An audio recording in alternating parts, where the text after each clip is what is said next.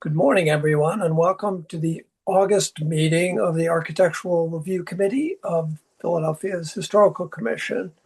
And we will begin by having committee members introduce themselves. Amy, Amy Stein, committee. Justin, Justin Datweiler of the committee. Nan, Nan Gutterman committee. John, John Clover of the committee. and I'm Dan McCoubrey, committee chair. And we will begin by having Executive Director Dr. Farnham read some procedures and protocols for today's meeting. Thank you. As the chair said, my name is John Farnham. A couple of notes about today's meeting. First, the meeting is being recorded, and by participating in the meeting, you are consenting to being recorded. The recording will be available on the Historical Commission's website, either later today or tomorrow. And that website is www.phila, that's phila.gov, gov/historical. On the Historical Commission's website, you'll find a public meetings page, and on that page, you'll find everything you need to participate in today's meeting, the agenda, the application materials, and any public comment received by noon yesterday. Every agenda item includes an opportunity for public comment. If you'd like to comment, you will need to raise your hand. And then once the chair has acknowledged you to speak during the public comment period, you will need to unmute yourself from your end. We'll unmute from our end, allowing you to speak, and then you'll have to unmute as well. And if you happen to be on a standard telephone, *9 to raise your hand, *6 to mute and unmute. The committee typically makes its decisions by unanimous consent, but if there is apparent disagreement among committee members, a roll call vote can be conducted. The Historical Commission has adopted guidelines for conduct. Those guidelines are available on the website. They indicate order of presentation, time limits, and other parameters for the meeting. And then finally, and importantly, I just want to note that we have received word over the last month or so that some applicants have received fraudulent email requesting application fees. The emails come from an email address that ends in @usa.com. Please note, if you are an applicant, that the Historical Commission will never ask you for a payment of any sort. So if you receive something like that, please mark it as spam and delete it. The Historical Commission, again, will never request a fee from an applicant. And with that, I will turn it to the chair of the committee. Thanks, John. And the first item on today's agenda is 4619 to 25 Longshore Avenue. Good morning, everyone. Good morning, Ted. It's 2 minutes early. It is. We can take a beat. And I'll just let you know, Ted, that Sarah Pochedley, Toner Architects, has her hand raised, as does Andy Gray. So if those two can please be elevated to the panelist level. Thank you. Wonderful. Thank you.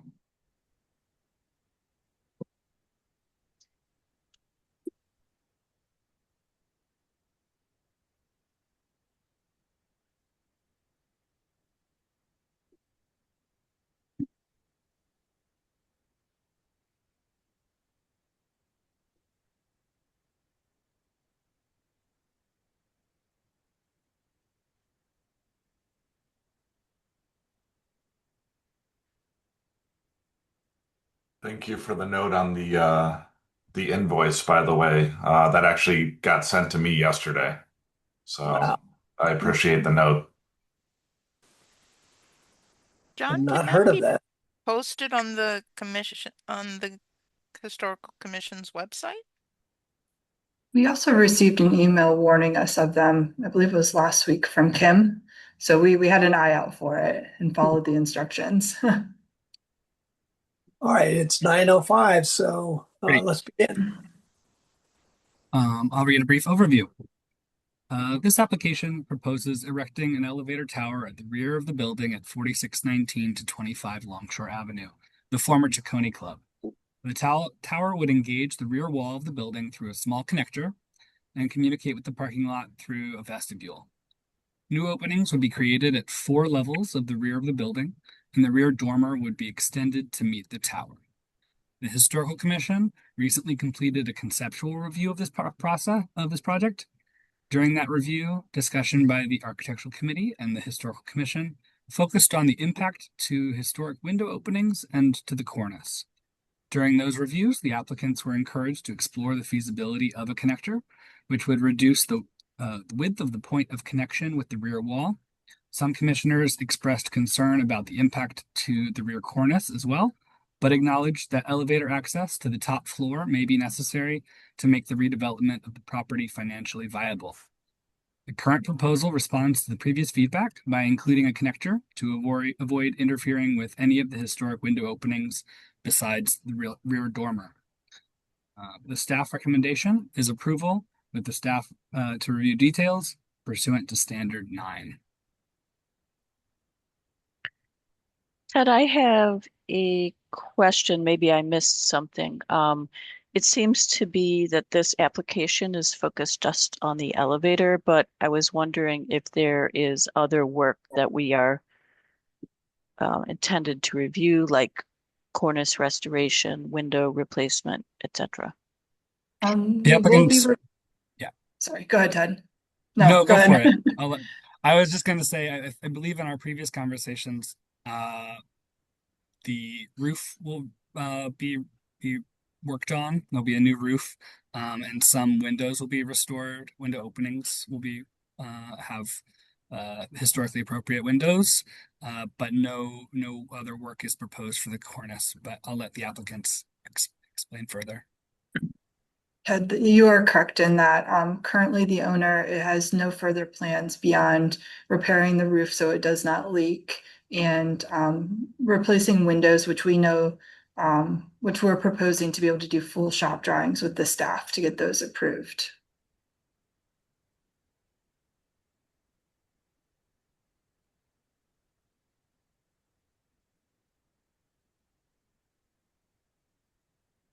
Ted, would you like me to do any sort of overview? Sure. I think people are familiar with the application, but Yeah. going through some of the I won't go changes into would be the helpful. nitty-gritty, but a couple points, just some nice aspects of this connector concept, especially the elevation you're looking at right there. Those two blue vertical lines, those are the points in which the connector would come back to the building. And we've looked at this a lot of different ways, as you guys know, and behind the scenes as well. And really what we settled on was aligning it with that dormer. It's really the best overall visual look in our mind in terms of it looking like it fit in there from the beginning. It's not tacked onto some other point of the building. And as you can see from the roof line standpoint, the dormer roof itself just simply extends out now and connects to the vertical face of that elevator tower. So we think it's a best of both worlds. In this elevation, it shows where we're actually cutting in new openings to the building itself. But the beauty of this concept is that all original openings to the building can remain, obviously, other than the dormer opening itself, which we thought was a huge win because our original concepts didn't really capture that. So we're here for any questions, of course. I guess I'll start by saying that I agree that this seems to be the lightest impact on the historic resource while meeting your goals, and I think the location and configuration makes sense in that regard. From the design perspective, I have a question about the limestone base. Because the building is just brick all the way to the ground, the historic building, so brick all the way to the ground, correct?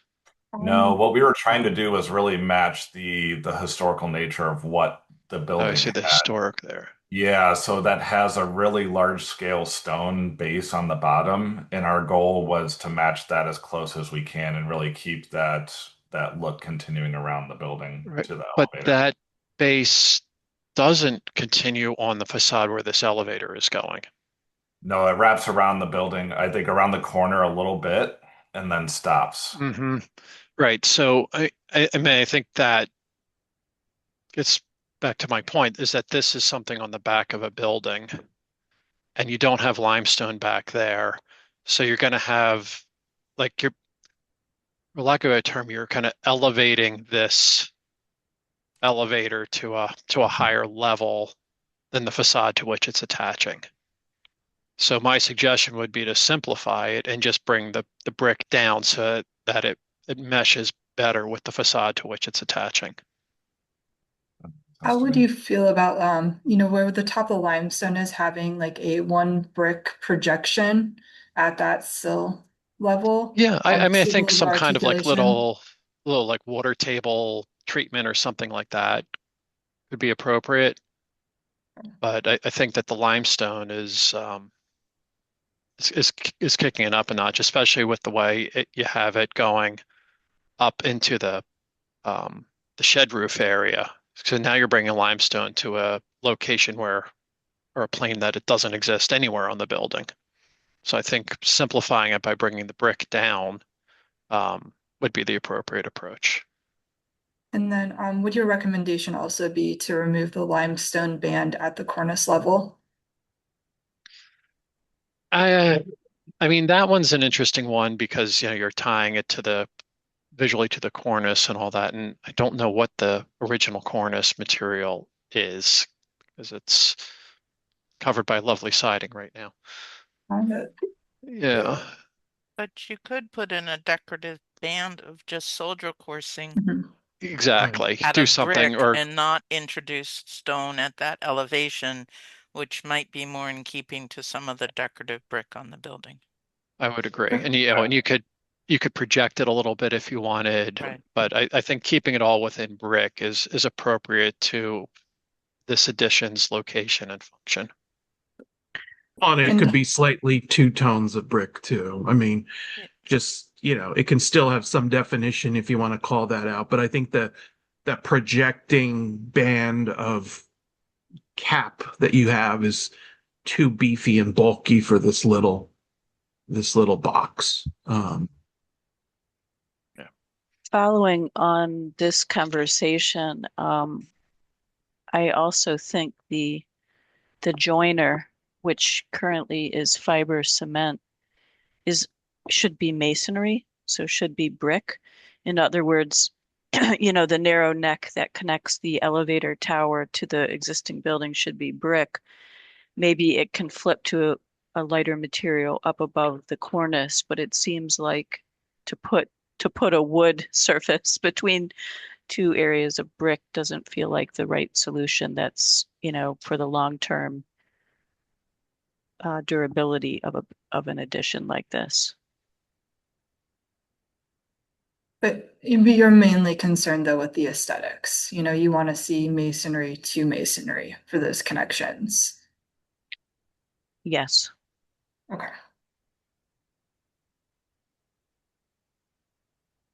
Yeah, I think it's a shame that the cornice isn't being restored here, because I think it's such a character defining feature of this building that would go so far to make it really sing. On that note, how you connect to this, you're gonna have to slice through that cornice and what lies beneath. Are there brackets below there? Or it looks like in the historic photos there's some repetition of a deep strong bracket that runs around the cornice. So I think you're going to have to take some of that off to see how this really interacts with that cornice, and maybe modify one of those brackets. But I would say that for the future generations who might want to take that vinyl off of there, I think it should be done in a way that could be done in the future. So if there is, don't just slice through some bracket that's there, carefully remove it or store it in the basement or something. If, I don't think what's done here should prevent future restoration of that cornice. Because it is such a strong overhang, that it's really a major feature of this building. That's a good point. Us as architects and designers, yeah, we all want to see that happen. But I guess from my standpoint, it's like, well, we're taking this big first step and making this project functional and lively again. So the hope in my mind, maybe call me a dreamer, that'll one day happen. Yeah, so I put the caveat on there that anything you do should not hamper that happening in the future. And store the materials where Yeah, possible. if possible, if there's a big bracket there, or two brackets in that zone, they should be removed and stored, because even, they're not going to go back where they were, but maybe there's another one under there that's completely deteriorated and rotted, and that could be used to patch that in the future. I don't think that would be a bad idea. Okay. So I just want to go back to, we did not receive like a comprehensive application here. This is an application focused on the elevator addition. So there's also restoration work happening at the existing building. And Ted, I guess that's being approved by staff, right? So there might be wooden coverings at the windows. Those are being removed and the windows restored, things like that. So the only That's the notes, idea. Okay. Yeah. The only notes we see are a new roof and an elevator addition. Well, and along those lines, we can opine that the windows should look like they do in that historic photograph, with those multi-pane upper sash and solid bottom sash. It's really a wonderful window design that, if possible, should be restored. Is there any tax credit work happening on this project? No, they've chosen not to pursue the state and federal tax credits. Okay. I was just curious because that's a level of review that would be pretty intense. Yes. I just want to thank the applicants and the developer of this project for responding to the comments from the committee and the commission. I think you've responded very well and certainly appreciate that. I think one drawing that might help would be a drawing that actually shows the rear facade with the connector and not blocked by the elevator shaft. It's a little difficult to just read. If we go back to that very first drawing, the elevation. Yeah, because you're reading through it. Yeah. It would be nice if you showed the building facade and the connector rather than, than the shaft. If that's something that could be done for the commission. Yeah, absolutely. Be helpful. Thanks. Well, and along those lines, I'd add, make the windows look the way they're supposed to look. Make the whole elevation look like it's proposed, because that would give the commission the ability to see the whole package. Yeah. Sense. Will do. But I agree. I think this is a much better solution, and thank you for coming back to do that. Yeah, it's a lovely little project. It really is. It really is. And I should note, we submitted beforehand after the submission a building section through there, so that might be worth perusing at your leisure. I'm not sure it's really providing any new information per se, but it's really helping you digest how that connector is coming into the building and how it's connecting at each floor. But it also kind of, you can see in there, it shows the cornice, the roof overhang, and dashed lines where that portion is being removed and how that elevator connects through there. But yeah, it's more so informational. It's helpful. Yeah. I have a question about some of the historic fabric that remains that I can see in the photos. There's hairpin fencing and other things. Will that be retained as part of the project? I can't tell from the information that was provided, the site plan, etc. So yeah, we've had new fencing. Yeah, we've had discussions with the owner. It appears the fencing around the parking lot in that bottom image does not. It's lesser in quality, not historic in nature. But the fencing that's right around the building, that's only about 2 feet tall. You can see it in the middle image at the top if you zoom in. Yeah, right along the, yeah, you can see it down there. That's wrought iron fencing, and we're planning on saving all that. There's one piece that looks like it's damaged. So we were talking about that's already fallen over and everything. But yes, the goal is to keep the historic fence, but replace the one that's all damaged there.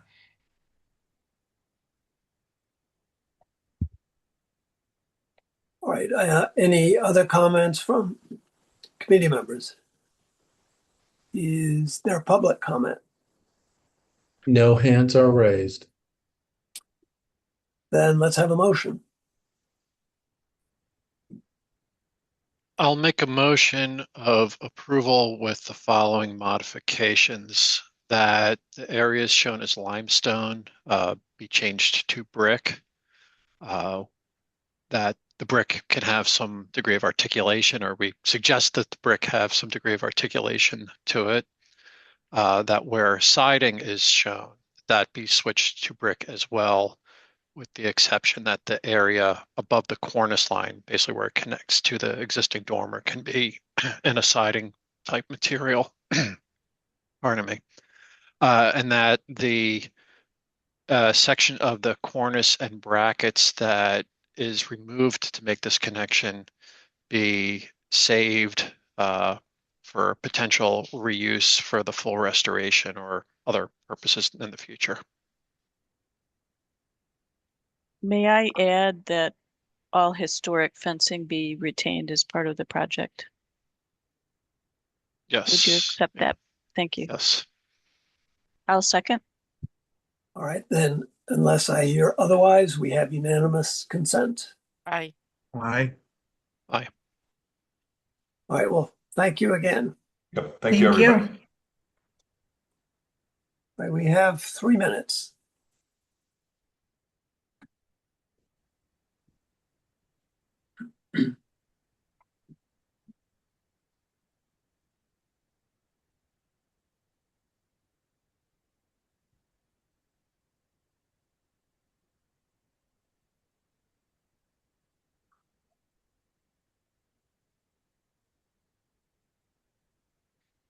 And if the applicants are ready, we could elevate them.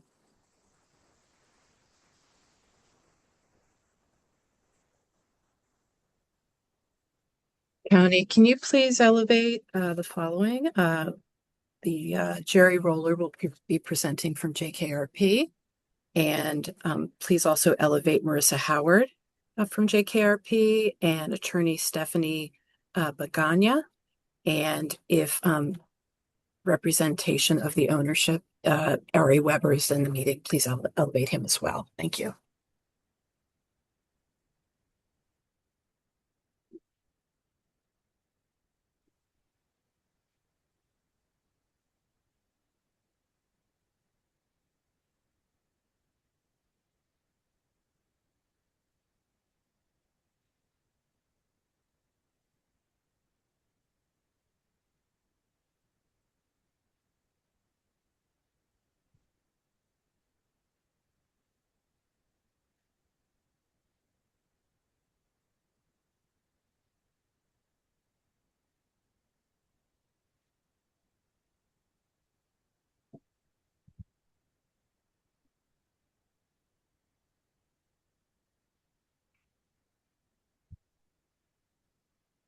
Morning. Good morning. Morning. You're ready to have us? I think we can get started. I'm Stephanie Magana with Sorry to interrupt. We're at 9:24, so we need to wait I a apologize. few more seconds. Sorry, Dan. Sorry to jump in. We No appreciate problem. the enthusiasm. Yeah. It is Jerry's show, though, so I will let him start. The minutes go so slowly when you're waiting like this. Could you please elevate the JKRP as well? That Marissa Howard's part of that. Jerry, I just went ahead and did that. It'll take Thank just a you. second.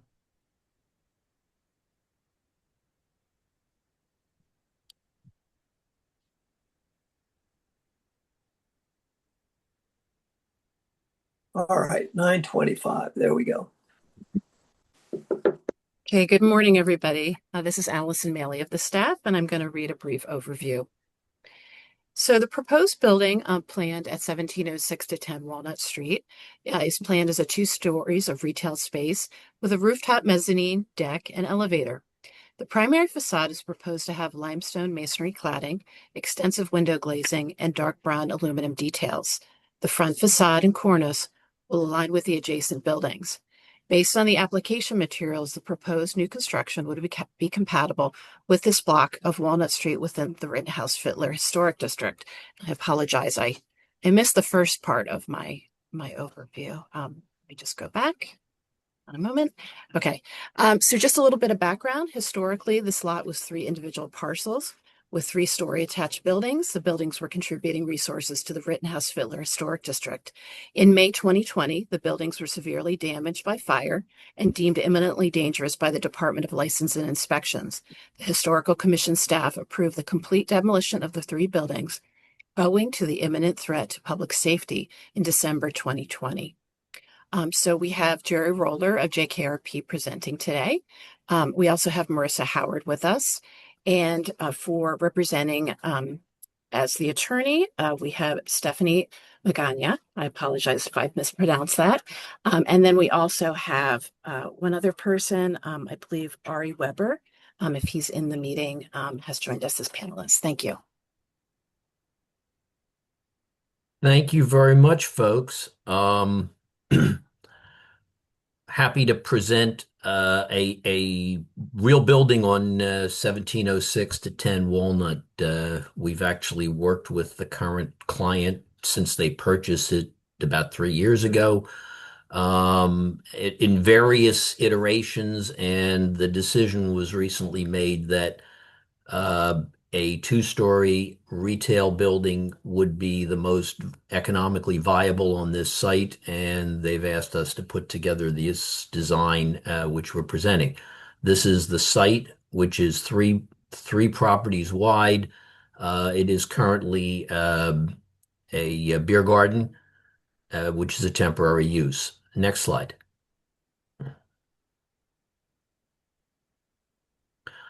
This is what it looks like today. This is photos of the surrounding area. It's part of commercial Walnut Street. Next slide. This is what was there. Excuse me, Jerry, we've Yes. gone through this, so Oh, we okay. don't need we don't need a tour of the submission, but No if there's problem. anything in particular you want to No, point out to I us, that would help. wasn't aware that you've been through this and don't need it. Let's go to the plans. As you can see, the plans, Walnut Street on the right, Chancellor on the left, have a first floor entrance to upper and lower on the upper side, retail on the first floor, retail on the basement, retail on the second, and a potential retail restaurant. The idea would be to relocate the beer garden to the roof. And that sets back fairly strongly so that you don't see it from the street. Next slide. This is a line drawing elevation showing how this fits in with the adjacent buildings. We're trying to pick up the rhythm and lines of Walnut Street, horizontals and verticals. Next slide. These are the materials. We're looking at limestone for the facade, a bronze aluminum for the metal detailing, and then the panel for the top would be bronze aluminum, clearly set back so you don't see it from the street. Next slide. And there's a vision seeing it from all the way back against the buildings on the north side of Walnut. All you really will see is the roof of the elevator, and we'll show that in the next slide. So this is the facade. We've designed a balanced facade that we think works with the rhythm of Walnut Street, picking up materials that mimic similar materials being used on Walnut Street. and a window pattern that we think is appropriate for the retail of Walnut Street while giving it some detail and scale. And again, you can see the horizontals, the main cornice of the first floor, and then the line of the second floor actually picking up some of the window lines that are adjacent and reflect the scale of Walnut Street. Next slide. I have a quick question on this rendering versus the plans. On the Yes. right side, the entrance is showing a deep recess that is not showing up on the plans. So which is the approach? There is a recess, and if you can you zoom in on the first floor plan? That recess is what we added in talking with the Planning Commission.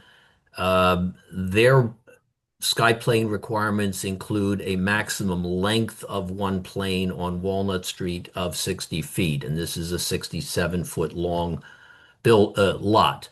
So what we have done is recessed the entranceway approximately 2'8", and that's what we're showing on the rendering. And what we've done in order not to disturb the cornice, we've carried the cornice as an open beam across, and the whole wall behind will go up because their requirement is that whatever the recess is open to sky. So I think this is one situation where that regulation is doing harm instead of good. We don't disagree, but we are stuck with the zoning code as it is. So what we're trying to do is get some compliance with the zoning code while still maintaining the form at lot lines. So we've taken both sides of that recess and bringing it out to the lot line, both at the building on the right and further on.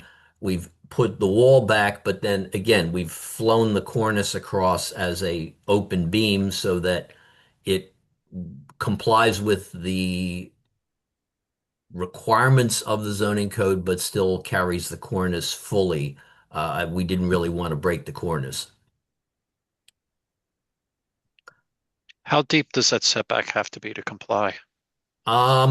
We're not sure. They told us they'd like to see 5 or 10 feet. Obviously, we don't want to do that. We looked at the 2'8" as being enough to pull the doors out of the plane and to give it some change of plane but not creating enough of a recess that it becomes someplace for people to hide. Because with the nature of what was there previously, it was such a continuous plane. Like I feel that this is, I want to say, a slam. John, can I interrupt for a second? I think for me, this is too micro for my larger point, which is and I appreciate that point, and I could have some micro comments as well. I think overall it's largely a perfectly fine facade on Walnut Street. I think the larger question for me is, there were 3 contributing buildings on this site, which sadly are no longer with us, and we all mourn that. They were contributing. They had significance. They were even, as I remember at the time, were they laser scanned or were they even was some material salvaged from them for eventual reconstruction? I'm not, I don't know where I stand on that at this second, but there's no memory here of what was lost other than the height of this massing.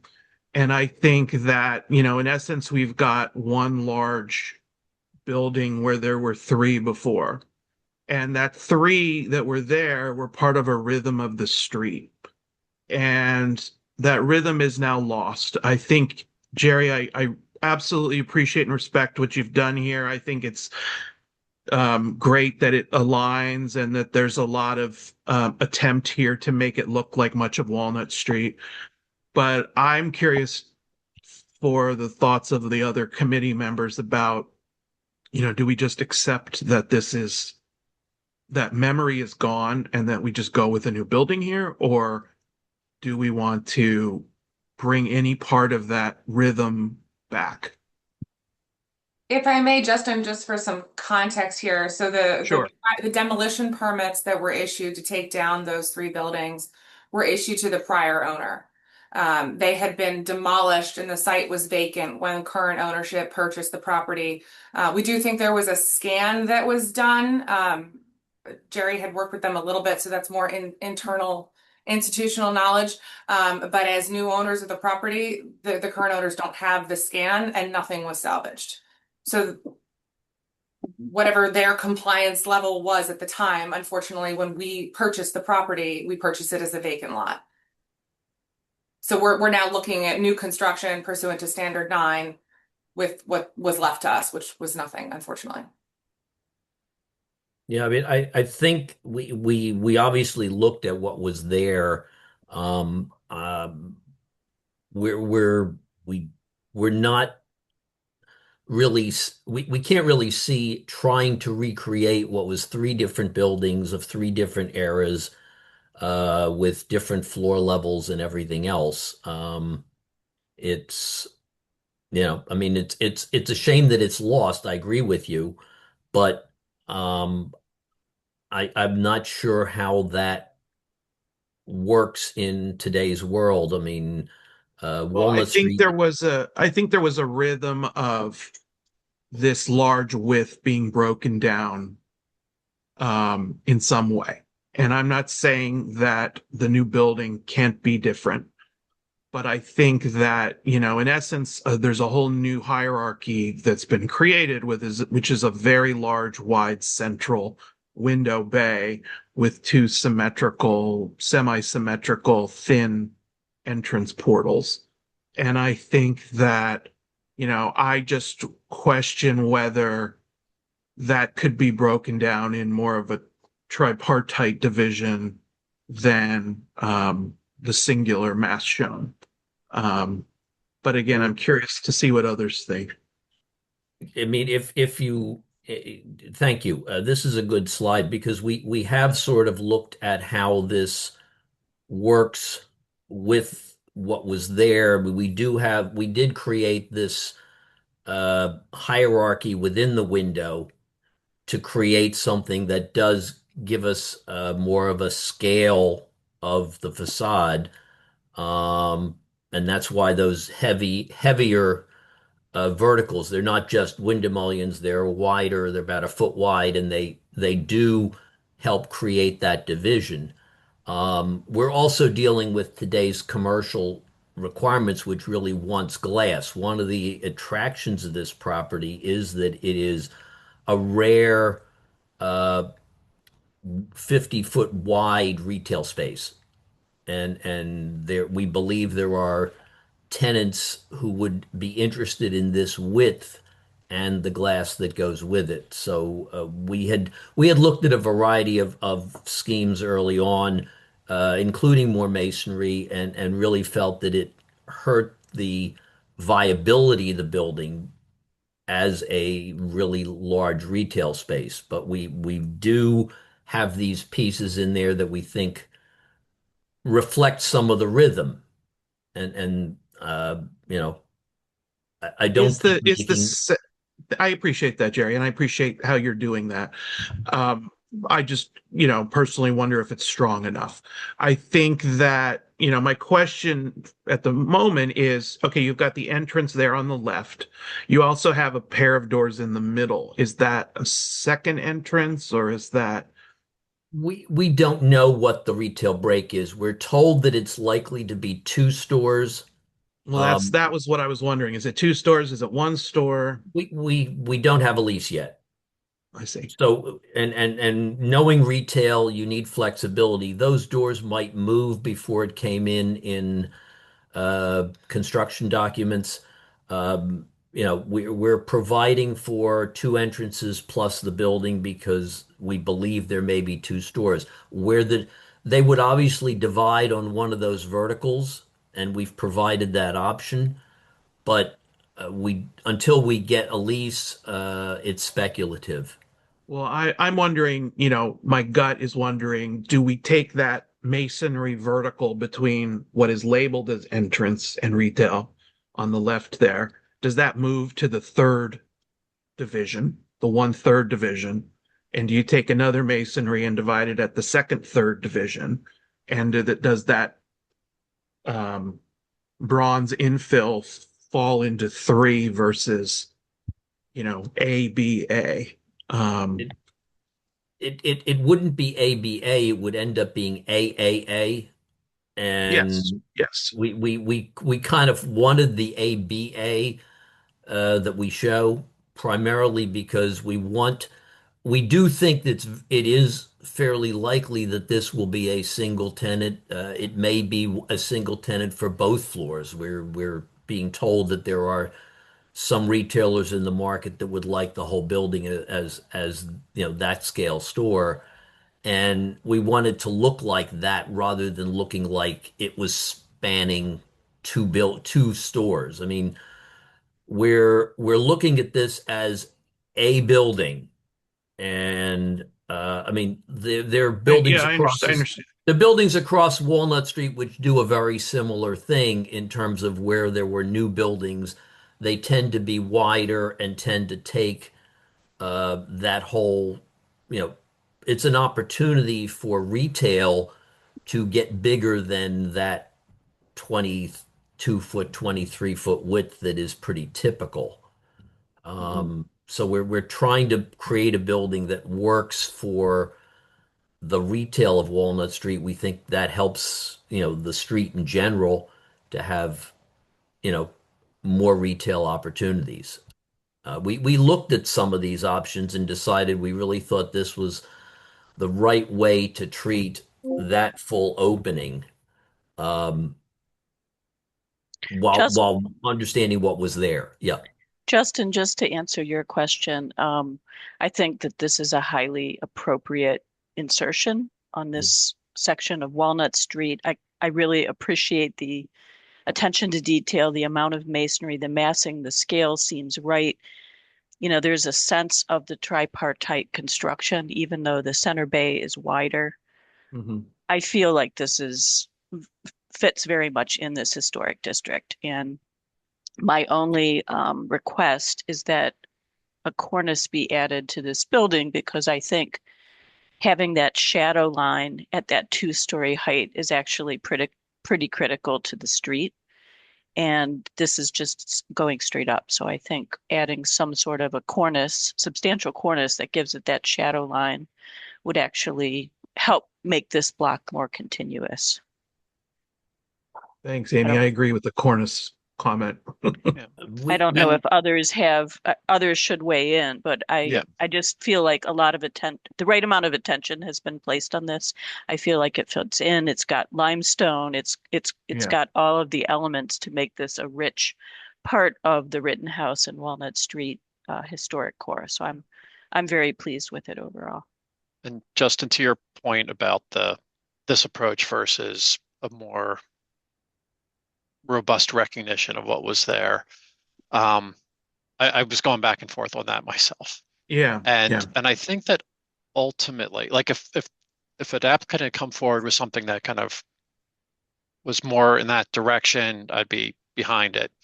At the same point, this is what they're proposing, and I think that it's not inappropriate for this district either. If you look even across the street on this block, there's this rhythm of the wider storefronts and the 2 stories that kind of fit in the 3-story bay. So it's very much in keeping with this district. And I mean, correct me if I'm wrong, someone on the staff, but I think that this district kind of has like an open-ended period of significance on it. Like it's very broad.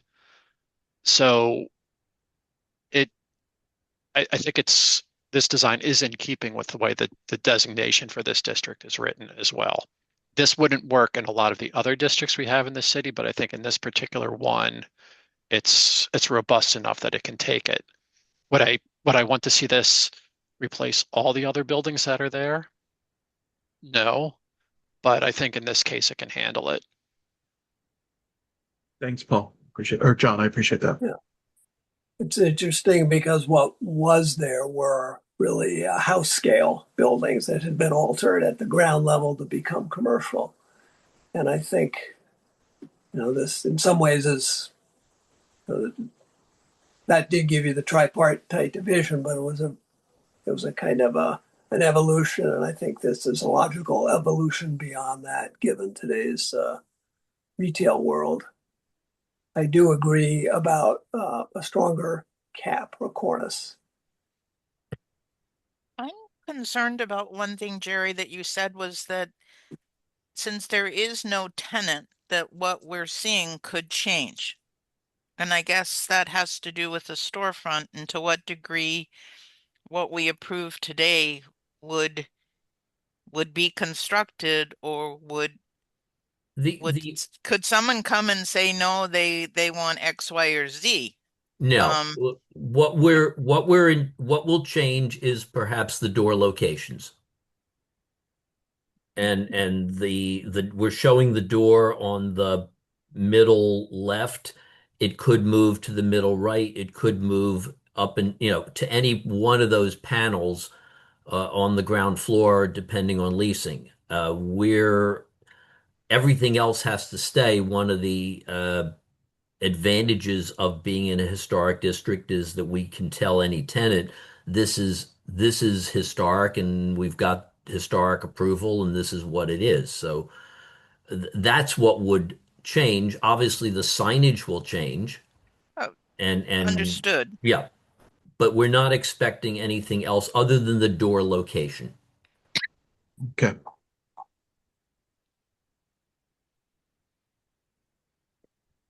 What is the width difference between the store entrance on the far left and the entrance that's set back on the far right? Because that is drawn, while it looks rather similar here, on the plan it's narrower on the No, right. they're the same. Okay. They're the same. It is completely symmetrical. Okay. The only difference is the one on the right is recessed, and that's part of what you're seeing in the rendering. And the one on the left is in plane. Okay. And So that's back the to my only difference. The go to that. I think the dead elevation will answer that question. Okay. There, or that too. I mean, you can see it's exactly the same on both sides, other than the recess versus the in plane. Right. So that X is representing the recess? Exactly. Okay, because it's extending up into that cornice. It extends behind the cornice, and then we've got that drop down beam. Again, we're trying to play with Dan's request that the plane be carried with the Planning Commission's ordinance that says it can't be in plane. The project is designed, notwithstanding the rooftop, to be compliant with the zoning code for purposes of meeting our construction schedule.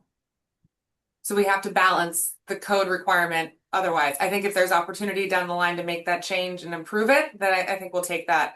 But for right now, the project, as it's going to initially be constructed, will be zoning code compliant. Can we see that photograph again, or the rendering? Yeah, there you go. I'm sure the retailers love that zoning requirement. It's just so awkward. Does it bother? It doesn't bother me terribly. Me either. Okay. I think these are the nuances of a city. Yeah. I mean, We did have a meeting with the planning commission to talk about this because I think without their interpretation, the code reads a little more black and white, and there was a question about how that was going to be interpreted. So the conversation with planning went to whether or not they would be open to adjusting this as part of a text amendment or another zoning code ordinance, and the answer that we got back was no, that this is not something they are willing to change, certainly not on an individual case basis. So We are unfortunately left with this as it is. Like I said, if there's opportunity down the line, if we're going to the zoning board for other relief, I think this is one of the things that we're going to look at. But for right now, the project is unfortunately designed to be zoning code compliant. John, part of why it doesn't bother me is the building to the right of it does the exact same thing. And many of those storefronts kind of set in either for like an apartment entrance or Right. for something else. So for me, the importance is the symmetricality of the full massing. And I don't think it's far deep enough to catch my eye. Yeah, I think I would agree about the recess at the entry. I think I would want the second floor to continue forward. I understand that doesn't work with the zoning. And then my mind is now saying, well, should we recess the one on the left to truly make it symmetrical? But I don't think I need to go there. The other comment that I had was the elevator. You know, I can appreciate that you want it to serve the roof. I can appreciate that it has a decent setback. I mean, obviously we still see it a little bit here. Can it push back anymore? I mean, if nothing else, what I'm noticing is on the roof plan, it's kind of projecting past where you had the roof deck identified, which feels like kind of an awkward an awkward relationship even for the roof deck function. With any building where you enter an upper floor from the street and it has a commercial need rather than a residential need, you balance getting that elevator, that entrance lobby short enough to be inviting from a commercial standpoint and it being far enough back that it doesn't ruin the facade exposure requirements of the first floor retailer. I mean, that's kind of where we sit. It's 15 foot 8 back. If we extend the cornice a little bit, it will probably occlude that slightly. Maybe that's the device that helps. Yeah.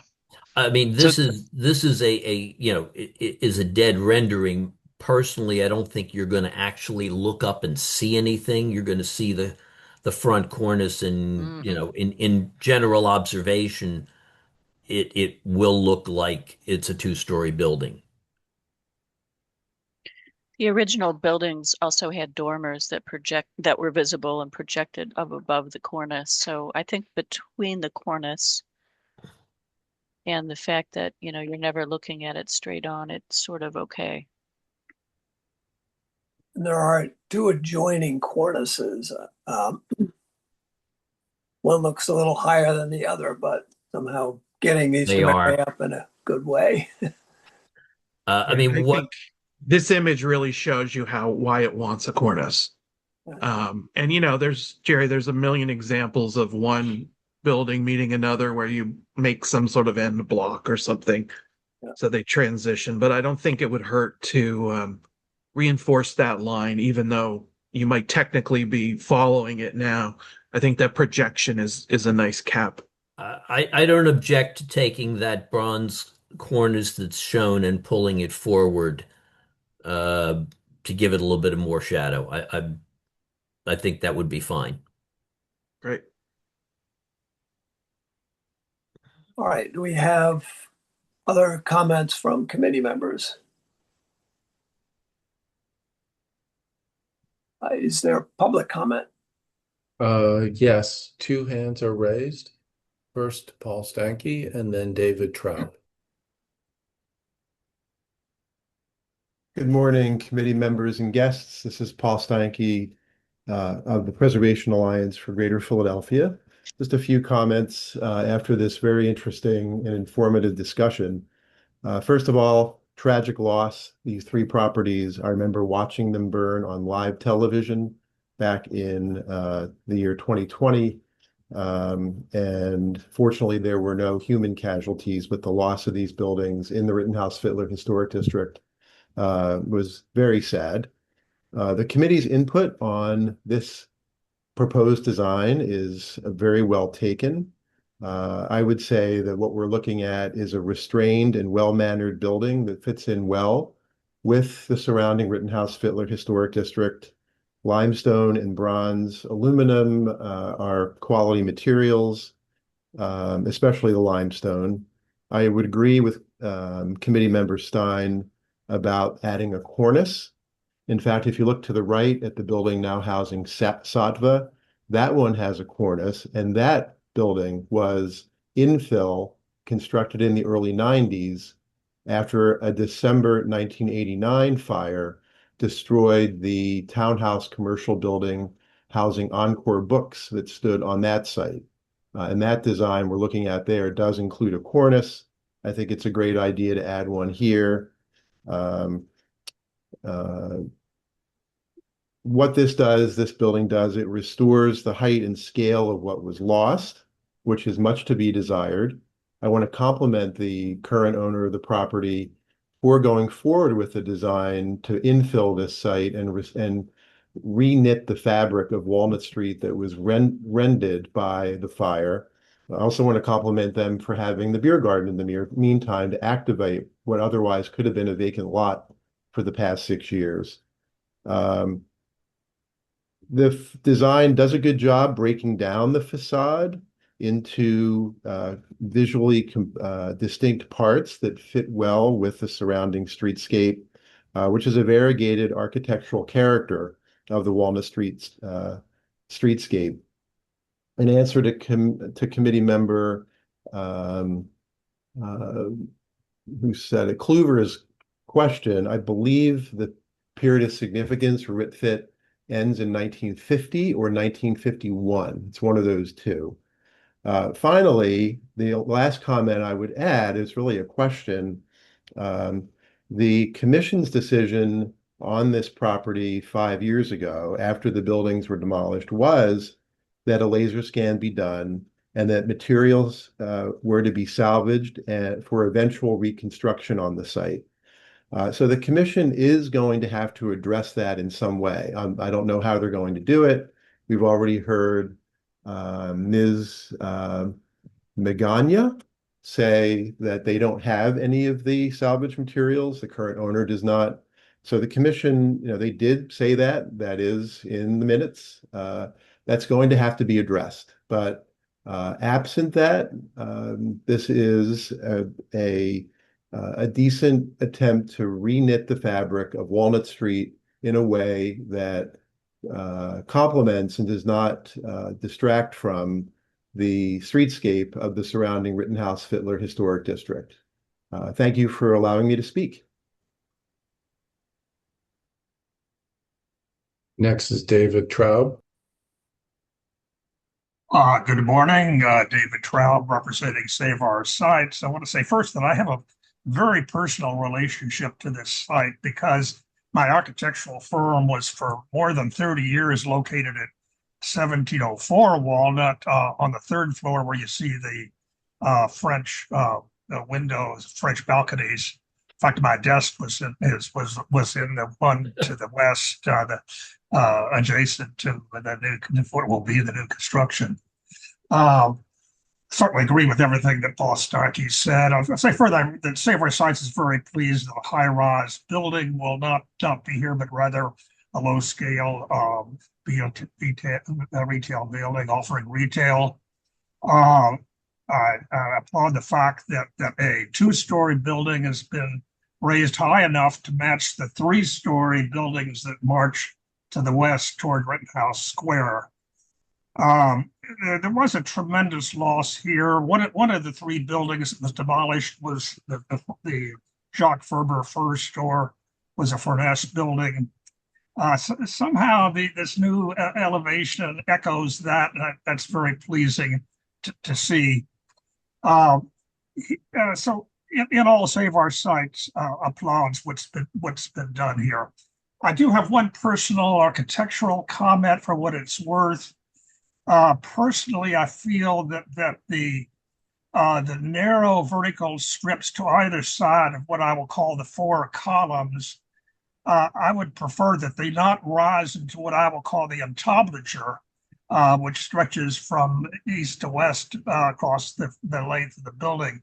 And to my eye, they should stop just below the entablature. But that's a very personal view. I think the building would be even more elegant if that were done. And then I do agree that with that change, the addition of the cornice would be even more valuable. So those are my comments, and I applaud the architect and the owner for doing the right thing on this site. Thank you. Thank you for your comments. Chair McCoubry? Yes. One additional hand was just raised. Someone logged in as iPhone 196.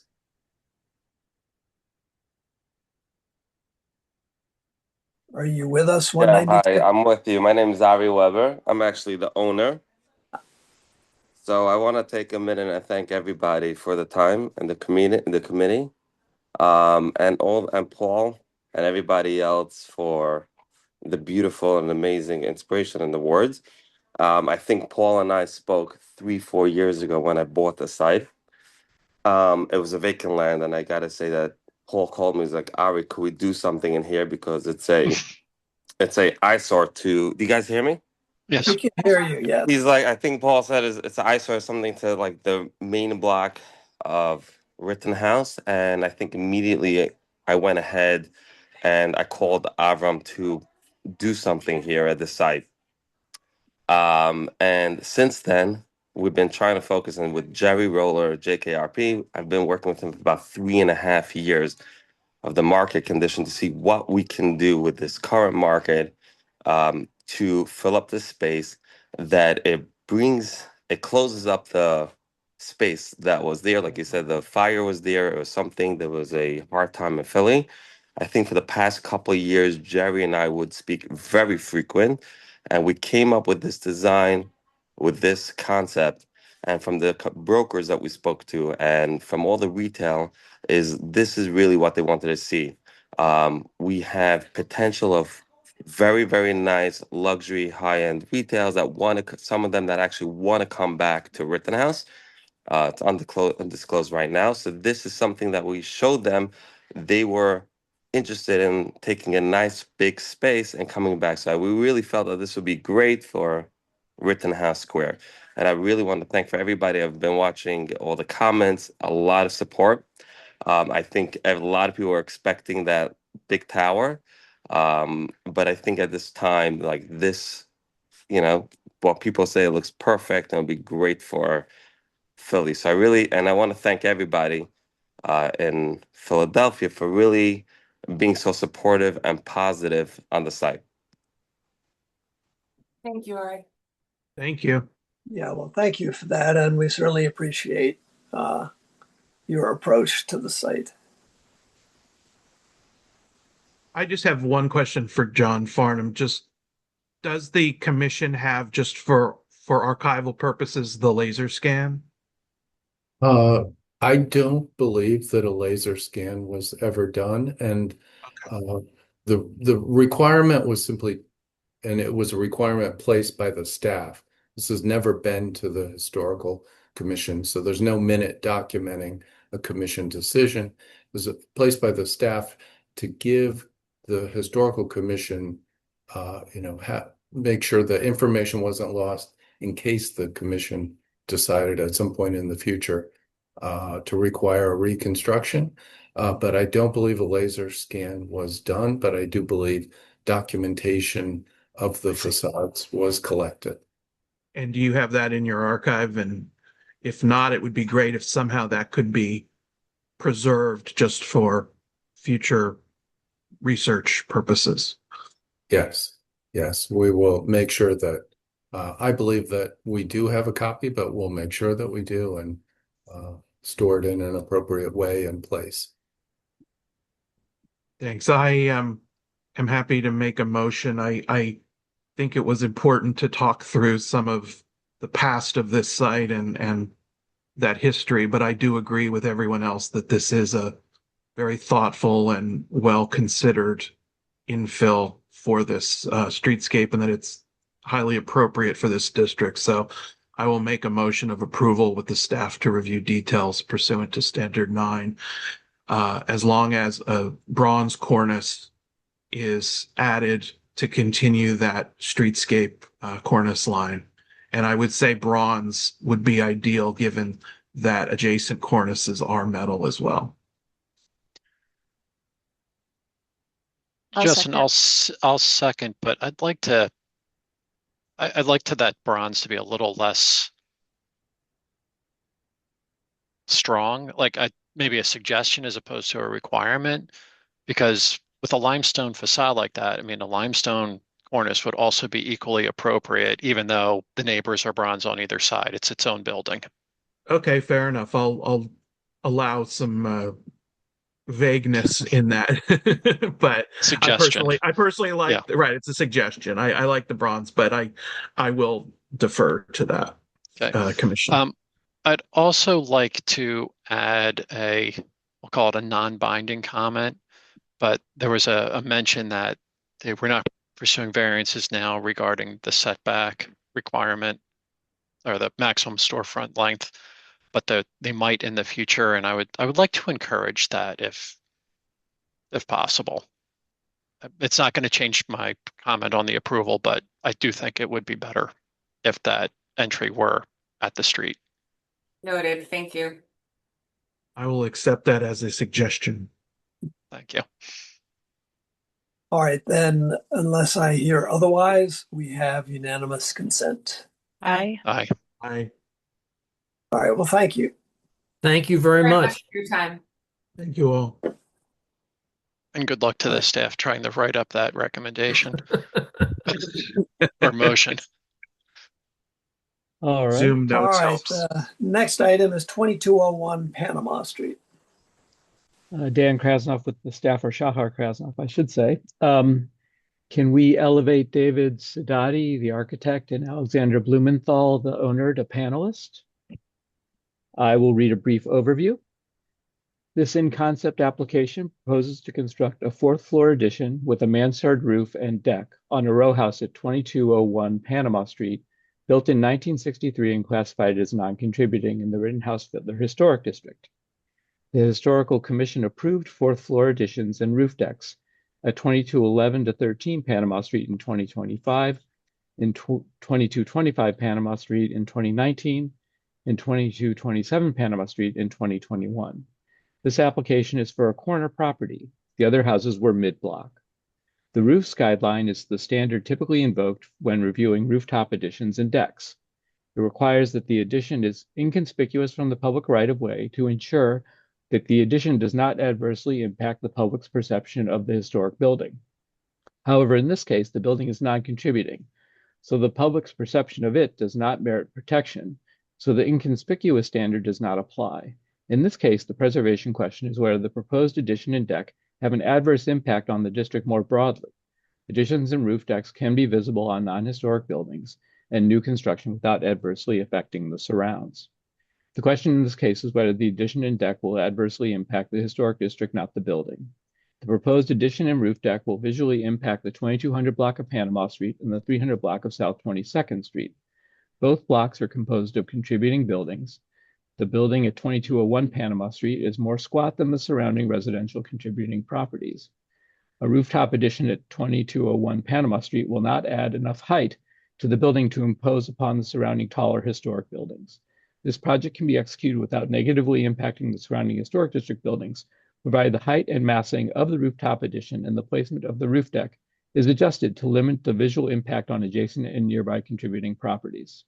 The staff recommends approval in concept, provided the height and massing of the roof addition and the placement of the roof deck are adjusted to minimize and limit the visual impact on nearby contributing historic properties, with the staff to review details pursuant to roof guidelines, the roof's guideline and standard 19. And as I said, Mr. Sidati and Mr. Blumenthal are here seeking the committee's feedback on a couple of options that they've developed for this meeting. Dan, a quick question. You mentioned conceptual approval and the Yes. application. Is this for, my agenda says final approval? The initial proposal that we received did not clarify whether it was final or conceptual. Upon further conversation with the applicant, we determined that it was for conceptual approval. So apologies that the initial agenda that went out was for final approval, but this is for in-concept approval today. Thanks. Dan, we can't see your presentation. Can you make sure that it's displayed, please? Let's see. How about that? I think you need to double click. Whoops. Okay. Okay, ready.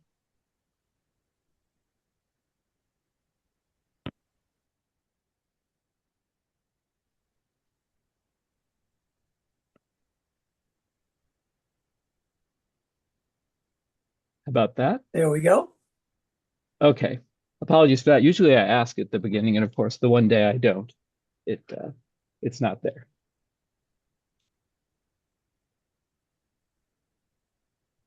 Has the applicant been elevated? Yes. Yep, I'm here. Sorry, just getting myself Okay. ready. Sorry. So yes, my name is David Sidoti.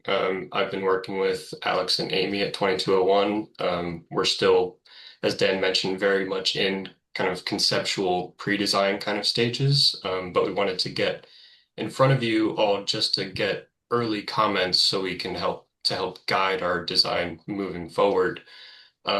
Because it is a unique property in the sense that, you know, it's non-contributing, but within the historic area and the corner. Around this time last year, we Third Story did a project at 2213 that came in front of the board, which you can see in progress here in the middle of the block. We're just about finished with that. So we're very familiar with the block itself, and you know, trying to be contextual and within the context. But obviously, this is a corner block property, so it stands out that little bit more to the public. So we're proposing this addition.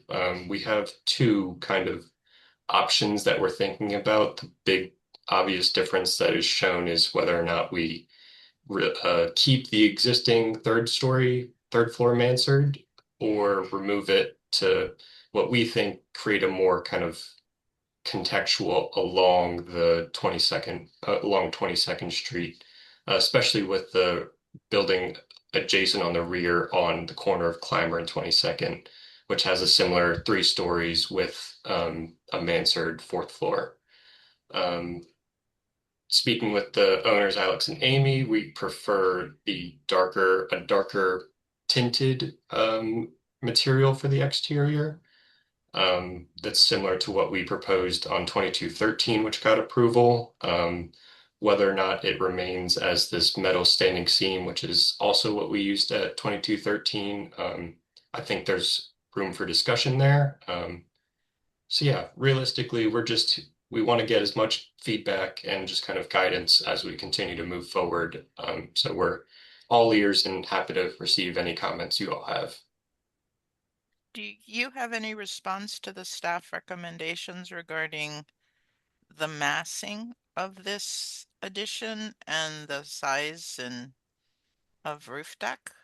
Yes, and it was something Dan and I discussed, how visible is the roof deck? Obviously, giving it how proud the corner property is, it's the initial, the railings are being shown now.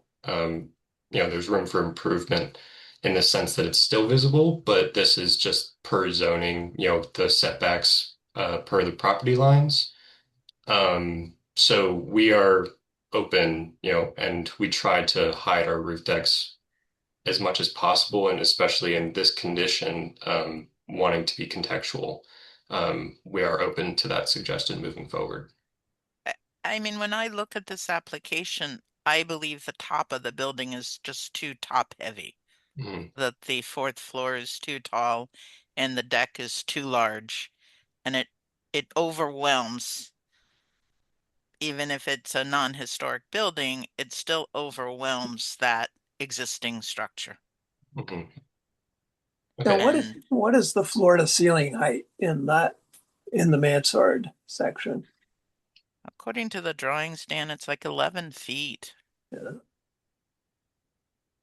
Yeah, we have the exterior from the top of the third floor to the roof, as you're seeing, is that 10-2 with a assumed 10-foot deck thickness, give or take 10-inch, so roughly 9.5 feet. So large for a third story or a fourth story. And I think that's part of at least my concern is that between that and the deck and the railing of the deck and the size of the deck, it's just overwhelming. Well, and as you look at this elevation, you see on the existing mansard that the floor level relative to the bottom of that mansard, the mansard drops below the floor level. So while the mansard might be 10 feet tall, only 9 of it is floor height. You're taking your mansard above that floor or to that floor line. So I think, every 6 inches or a foot matters in that fourth floor height because it's really contributing to make that cap look taller than what's below it. And thinning that up in any approvable scheme here, I think would be important. I'll add the dark color. Yeah. We've heard about the height. We've heard Yeah. about the visible railing. So it's like a mansard on top of a mansard on top of a roof deck. It's like a lot. So it appears top heavy, but the color is also a part of that. You have a very pale buff brick on the primary portion of this house, and it has a black cap to it. It's too much. If that were a mid-gray, it would be a different story. You wouldn't see that top heavy appearance against a light colored sky. Just feels wrong in all 4 of those respects. Well, You and it's a had, district of gray slate, yeah, not black exactly. slate, gray You slate. had put 2 examples out there of how to address this sort of overbuild, which I actually think is achievable. I think a 4-story structure here at the corner is fine. It feels like it's appropriate in this district. It's really a matter of design. And I prefer the one on the right. I think the mansard on top of a mansard is just too much. And you would be better off by removing that and making a 3-story brick masonry row building with a lighter colored mansard on the top. I think that would be much more appropriate in this district. But I think the other question is whether or not the 4th floor just becomes 2/3 of the building length and then it has a rear deck and you don't put a deck on top of a 4th floor. I just think it's too, in my opinion, as one of 5 today, the addition is too much for this existing property and this existing location. I agree. I think the roof deck in this position is too much. It shouldn't, if there is one, it shouldn't be visible. That's hard to do on a corner property, but I don't think it should be visible. And I don't think it should be the full depth and width of the house. So. I agree with with Amy that I actually do prefer the option B where the existing mansard is removed. And I think that the dark color, again, as Amy mentioned, should be lightened up. And then the height of it needs to be reduced as much as possible. It's, you're starting with a house that has fairly minimal floor to ceiling heights to begin with. And so the added height in the 4th floor just makes it all that much kind of top heavy. And I'll just say I agree with all those comments, except I think instead of the word prefer, I would say absolutely don't do a mansard on top of a mansard. Yeah. It makes no sense architecturally. Yeah, I think we're unanimous in that. I will also echo our preference was option 2. We proposed option 1, not knowing what the stance would be as to like if it's existing in a district. No. You know, You've heard the stance. Yeah. Make it disappear, please. Understood. Thank you. The other thing I'll tell you, and this is what I often say with mansard additions, is watch where your windowsill falls relative within that mansard. What's tough for you here, and I sympathize, is how tiny the windows are in this existing building. Yeah. It's killer. I mean, they're just so small for the amount of wall that they're in.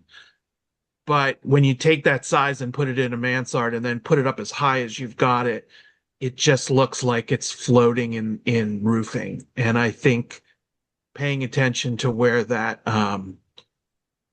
sill and that, in theory, it's a dormer within that mansard falls, I think is important to keep it low enough. In terms of the window you have on is that the south side, the back or the front, I guess it is, the large triple. There's a house at the corner of 24th and Delancey that has a large window like this. That's a Victorian studio addition in a Frank Furness house. You might want to look at how that sits within its dormer or within its mansard, because I think your sills are probably high relative to the bottom of that mansard. Yeah, and Justin, to your comment about the window size and the amount of wall and all of that, you may be able to do something, and you kind of hint at this with the rendering, but think about the nature of the cornice transition. Yeah. And maybe you add some brick banding or something and give that perception of a taller cornice and entablature, and that might help take away some of that high forehead between the facade and the mansard. Yeah, and I think this is all important because in essence you're reestablishing a condition, you're establishing a new condition on this row.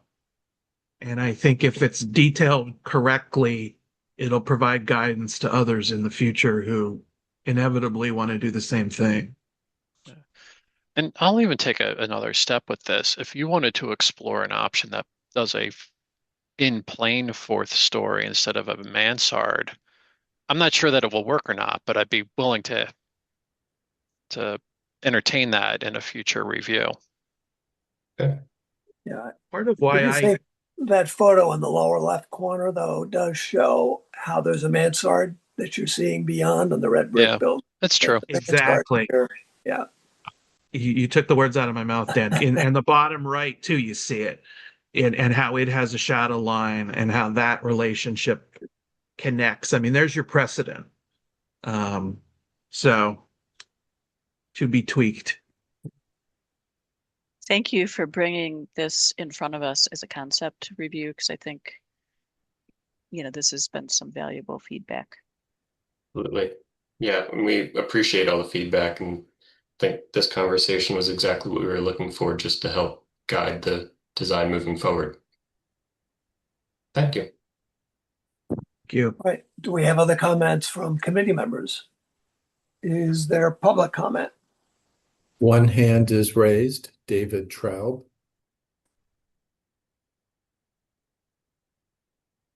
David Traub again, representing Save Our Sites. And again, I have a personal relationship to this site. My house on Pine Street, on the 2200 block of Pine, backs into Panama Street, more toward the middle of the block. So this is my world. This is my neighborhood. Now the building, it may be non-contributing, but this is situated on a very significant thoroughfare, 22nd Street, aligned with many contributing and significant buildings in the Rittenhouse Historic District. Just catty corner is a Wilson Air building, very distinguished piece of architecture. This building, it just doesn't stand up, okay, architecturally. It just isn't there. It doesn't deserve, as designed, to be in this location. I'm glad it's on a conceptual level, because I think the architects need to go back and do a lot of hard work before they come back to the Historic Commission. I do agree with the comment, Amy's comment, that the mansard is top heavy. It's very ponderous. I find it troubling, the combination of materials, the shingles on the third floor, existing mansard, and then the siding, what appears to be metal siding on the new mansard. They just seem incompatible. I don't have any idea how to resolve that problem, but it is a problem. Okay, and of course the roof deck is excessive. So I agree with all the comments of the staff and the committee members' comments, and I think the architects need to go back to the proverbial drawing board. Thank you. Thank you for your comments. Any other public comment? No other hands are raised. All right, then let's have a motion. I'll make well, I did one already, Dan, so you can have this one. my turn. I make a motion of denial of the concept as presented, and hoping that the applicant will take our comments and present a new conceptual design to us. I'll second, but would like to ask for a clarification if the concept of the fourth story is accepted in concept, or if that's on the table too, depending on what comes back. In my mind, I think depending upon how that fourth floor is detailed and the height of the fourth floor would depend upon whether or not I'm okay with a fourth floor being added. At the moment, I'm not okay with a roof deck being added on top of a fourth floor. I think it becomes just too top heavy. So that's why I was just denying the whole thing. But I can withdraw my motion and you can make a different motion. I was asking for clarification, that's all. So I second with no modification to it. All right, then unless I hear otherwise, we have unanimous consent. Aye. Aye. Aye. All right, well, thank you for bringing us this project and its early iteration. Thank you for all the comments. All right, the next item on the agenda is 13 Longford Street. Good morning, everybody. This is Alex Till with the staff. I will be reading a brief overview for this particular project, but first, could we elevate? Today we have Michael Smart from Creative Innovations Group representing the application, along with the owner, April Easley Settler. So if we can elevate them to panelists, that would be great. Excuse me. All right, so this application proposes demolishing approximately half of the first floor, the one-story house located at 13 Longford Street, and reconstructing that portion as a larger two-story section with a rear basement level addition. The reconstructed portion will contain new roof profiles, casement windows, and doors. The entire building will be clad in new composite board and batten siding. The building was constructed in 1955 as part of a planned suburban development and is listed as a contributing resource to the Greenbelt Knoll Historic District. Almost all of the properties in this historic district are one-story, single-family homes that embody features of mid-century modern architecture. The building has a flat roof with large overhanging eaves and is sited on a hill with a single-story main facade facing Longford Street, an additional basement level revealed at the sides and rear as the landscape slopes downward. The front and side facades are visible from the public right-of-way on Longford Street from a high angle that also exposes much of the current roof. And the staff's recommendation for this project is denial, pursuant to standards 2, 9, and 10.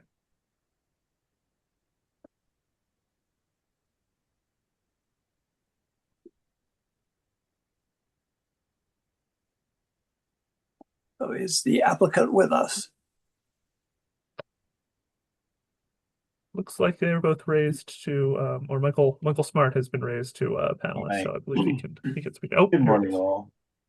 Good morning. So we are basically doing this renovation, like Mr. Till said, that we are going to partially demolish the first floor where you see in picture 1.1, and then add a second story renovate to that, and then create a board and batten siding to kind of elevate that facade going around all sides of the residence, the dwelling.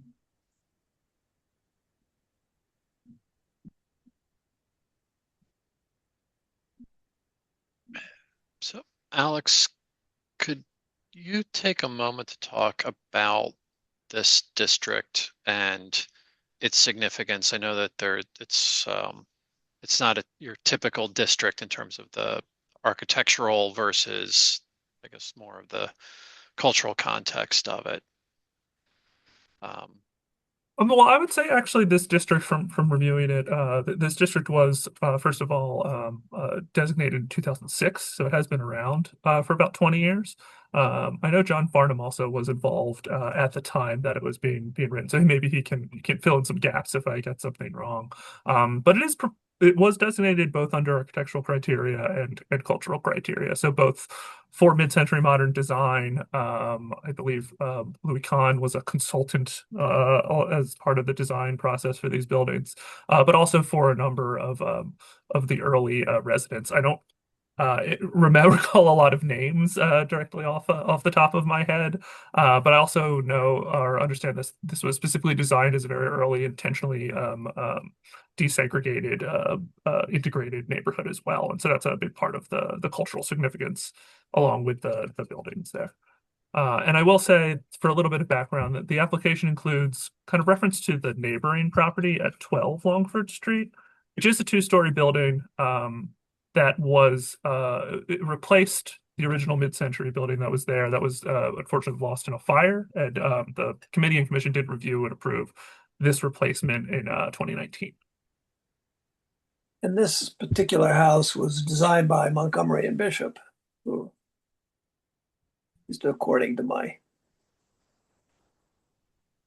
Yes, those are the architects for this particular house. I don't have a lot of great photos of the whole neighborhood. It's a little difficult to get them just because of the amount of vegetation and everything. Because this proposed project, and by the way, it would help if we had existing elevations. Yeah. I don't recall seeing them in the packet, but I feel like this is making some significant architectural changes to it, and you're kind of losing that sense of that original design. Certainly by the second floor. Yeah. I was going to ask the applicant, was any other sort of design alternatives considered as opposed to putting demolishing half the house and coming back with a two-story object? No, the purpose of the second floor is primarily for the master ensuite on the second floor, and then the first floor is the reconfiguration to have more of a better. It'll have more of a open kitchen and living room space, kind of extending itself to the rear of the property.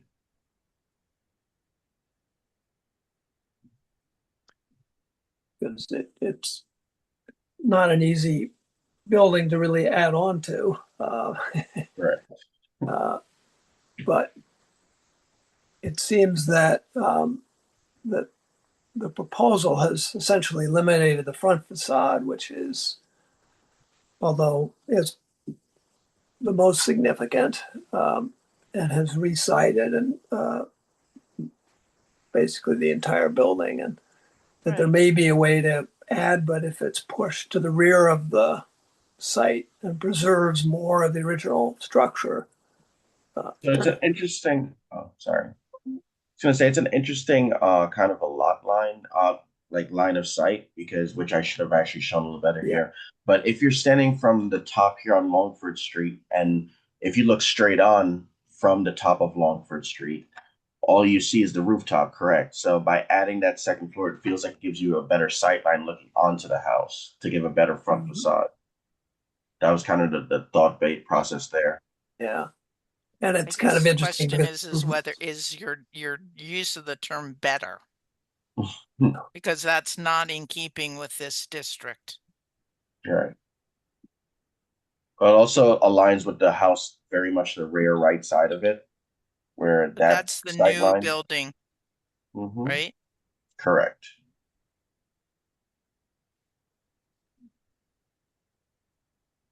It's also it's difficult to really to see what actually is being demolished in the scheme.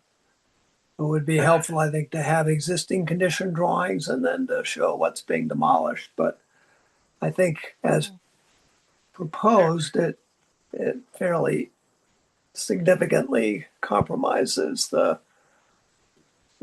qualities of the original building, which led to its being designated in the first place. Well, it certainly takes away the significance of this building by demolishing what is proposed. Well, we're It's gonna as keep if the. I'm sorry. Go ahead. this the significance of this building is a contributing built in my mind as a contributing building to the district has to do with the size, its relationship, massing, etc.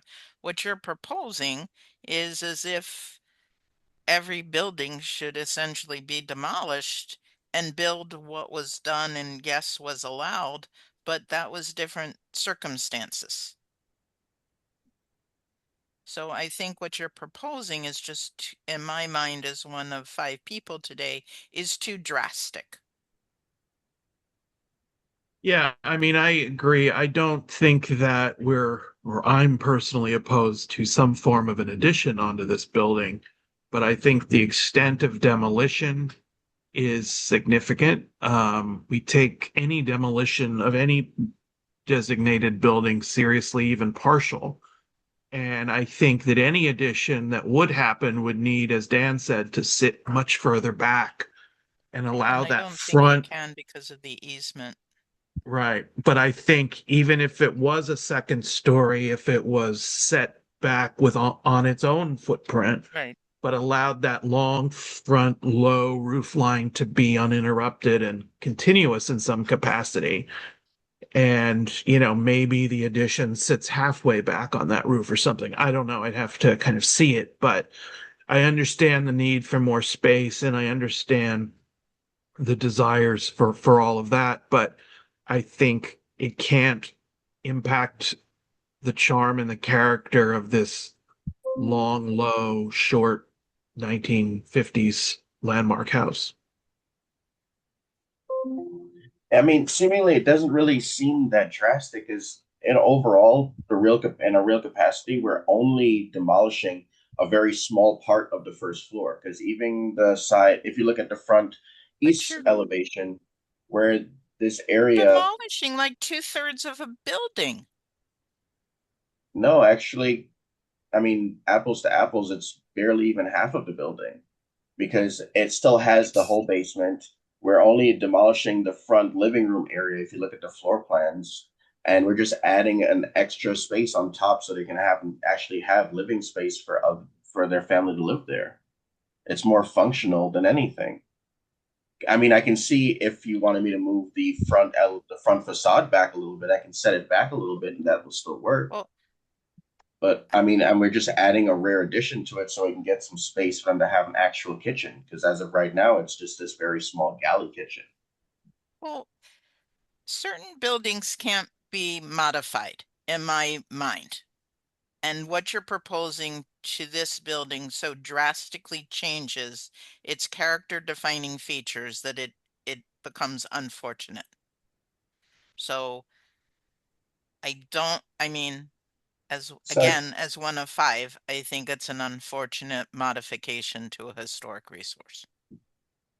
So from I guess your perspective, what suggestions could you make to actually make this happen so we can actually get a functioning space for this family? Well, the question is what is your definition of functioning space? I live in 1,000 square foot condo, okay? I don't know what square footage you're actually proposing to add to this house, but certain houses may not necessarily fit 21st century lifestyles of having main suites on main floors and giant kitchens.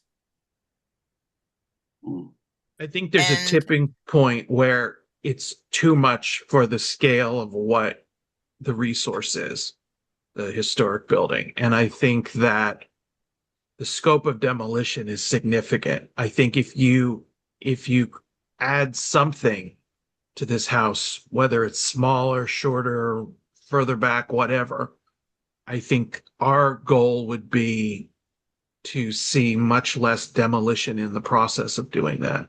And I think if your plans or elevations actually, I think as Dan said, if you had existing elevations where you clearly indicate what portions of the building you're actually proposing to demolish or modify, it might be clearer for the commission to understand what part of the building you are proposing to change, and then dash in above what you're proposing to really add, because the way it's been rendered on your front elevation east, it looks like it's totally new. Yeah, it's only the section to the left is the new elevation, because we're going to keep the existing footprint and essentially just break down the three walls in the front elevation east, and everything to the right where the three smaller windows are, where the existing bedrooms are on that right hand side, that all remains. So essentially everything to the left where you see the the porch remains, and we're just going to add, our thoughts were just add 2x6 walls on the exterior and then extrude it upward to the second story. Another thing I'll add is that the overbuild is taller than what's below it in ceiling height. And I think it would be preferable for anything that was built on another story to have a similar ceiling height and scale as what's below it.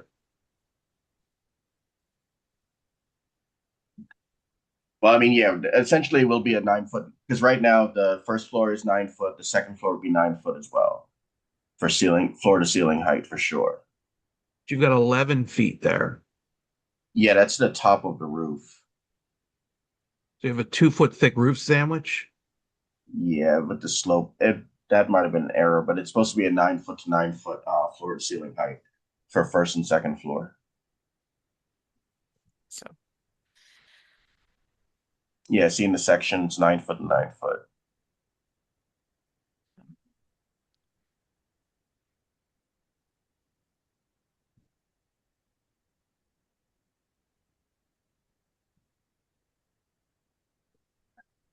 What's So your the suggestions overall are square footage of the house now? And what's the overall square footage of what you are adding on? It's exactly double, I believe. Let me double check. Let me get that exact answer for you. But I believe, because currently it is, the existing is 1352. The addition is 1350. So you're doubling the house. Correct. And that's an underbuild and an overbuild. I just really have a hard time understanding That's your okay. drawings. There's okay. no demolition drawing. Like, I don't understand how you're changing the house. I understand. So I didn't have time to make a rendering. That's my fault. Essentially, this, I mean, you can't see my cursor, but the overbuild is approximately 700 square feet. Is there an underbuild underneath that same portion of the house? Well, we're actually going to put a rear addition to it as well that you can't see from the front facade. So if you go down to the, it's difficult, so I'm trying to use two computers. Okay, there we go. In the rear elevation west, the entire section on the far right is the rear addition, the second story addition. That's going to be on the existing first floor footprint. So essentially, where you see D3, those doors and windows, that's on the lower ground level in the rear. Where you see window C, that's a rear addition that's extruding from the back of the existing first floor footprint. If you go to the existing pictures, That's where the existing deck is right now. And then the upper story is obviously the new addition.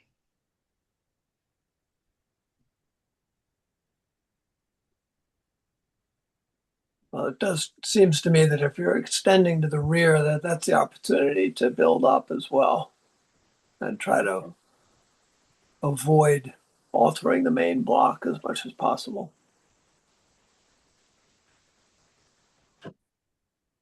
So there you go. Yeah, so if you take a look at this right here, this right-hand side where it's figure 1.3, that's the front facade, where we're keeping all of that area. And everything on 1.4, that rear area, all of that stays. 1.5 west is where we're removing that deck and extruding out to where the easement line is in the back, so that we can actually create a walkout basement and then extend the kitchen to make it usable, and then extend upward to make the second floor only on that yellow marked out area from the rear elevation. I mean, if we have to revisit it, I can always create an actual 3D rendering of the space to probably better visualize what we are trying to achieve. So where your floor plans on A201 say walkout basement, that's underneath. That's underneath where the deck would be, correct? Yeah, exactly. Where the existing deck is. But isn't there a floor plan around that? I mean, that's a whole floor. There's a basement floor, there's a first floor, and now there's a second floor. Is that true? Yeah, there's a basement level, correct. And where is that shown in your set? I don't see that plan, for example. A201 has a walkout basement and it shows a garage-sized space. Isn't there an entire floor underneath the first floor? Yeah, it says existing basement. I think what we need is a full set of demo plans, full set of demo elevations, and we need floor plans that show the entire footprint of the building on every floor.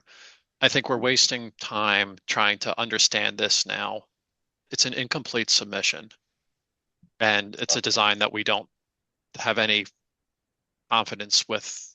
So I think, I don't know that it's worth spending the time trying to figure this out right now. And we need existing elevation drawings. Okay. So we will create create all the existing elevation drawings with the demolition elevations and plans, and also create a 3D rendering to get a better idea of the full scope of the project from the exterior side of it. And I'm going to go further and say, I think that you need to look at the facade that you have now, which is the one-story bar that faces the cul-de-sac, and think about how you can preserve that as an architectural feature.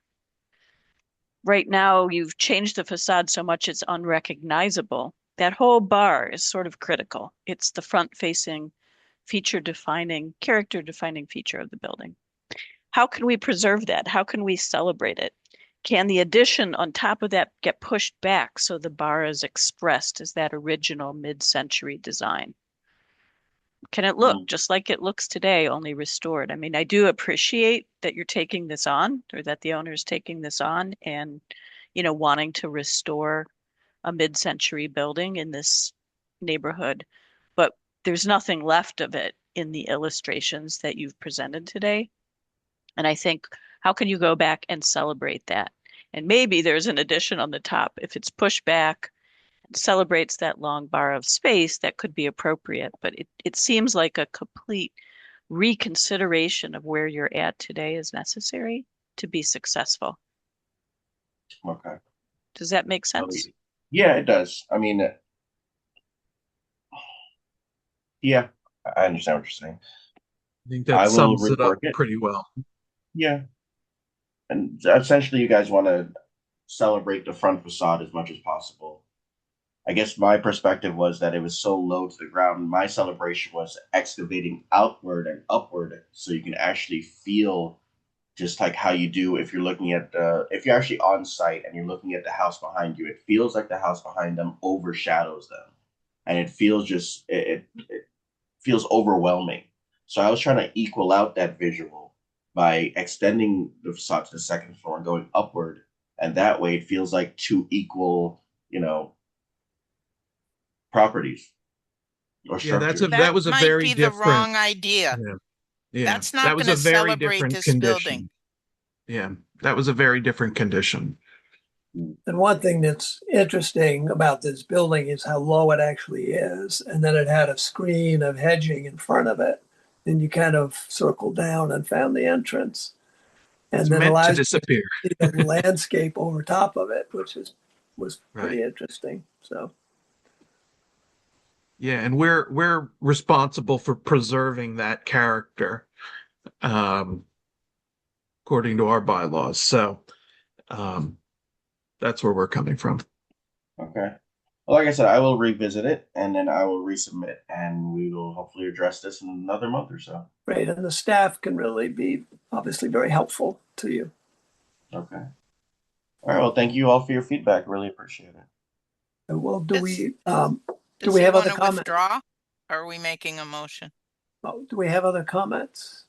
Oh, whoops. Is there public comment? There Yes. is. One hand is raised, David Traub. David Traub here again, and amazingly, I have a personal relationship to this site. Before it was an historic district, I guess around 1900, I did an interior renovation to 2 Longford Street, okay, which was built. I discovered there are many design features that are obviously done by consultant Louis Kahn, which Mr. Till mentioned.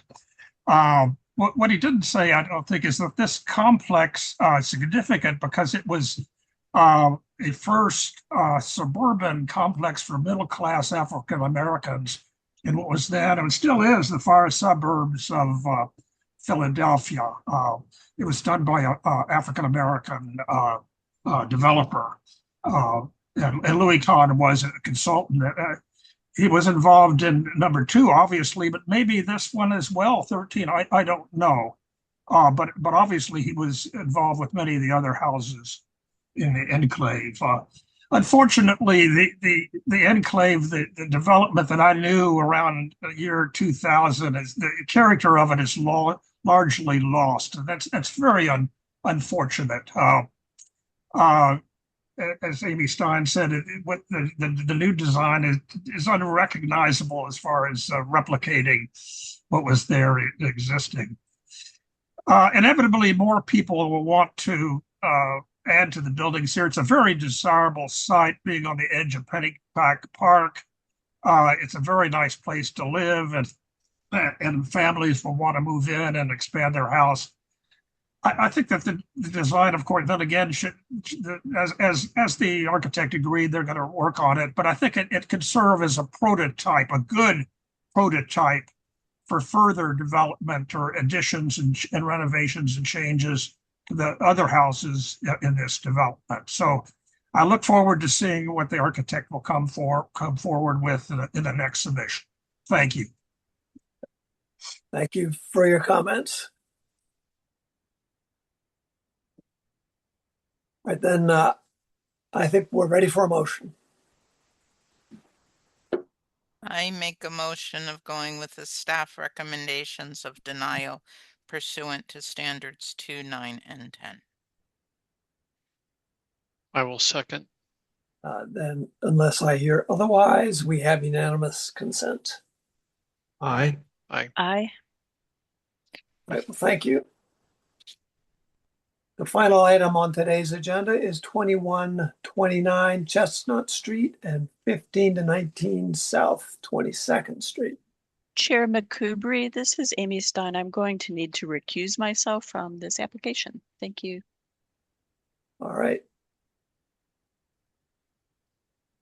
Good morning. If we could please elevate Katie Bro from MGA Partners, and I believe Morgan Baird from the College of Physicians. If anybody else is here as part of this application, please raise your hand to be elevated. This application proposes alterations to 2 adjacent historic buildings, both owned by the College of Physicians, to create an accessible path between the buildings. It proposes creating a new pedestrian doorway at each building and a path through the garden connecting the new doors. The new doorway in the College of Physicians building would replace a bay window. The new doorway at the former church building would cut in the side facade. Contemporary glass canopies would be added above both doors.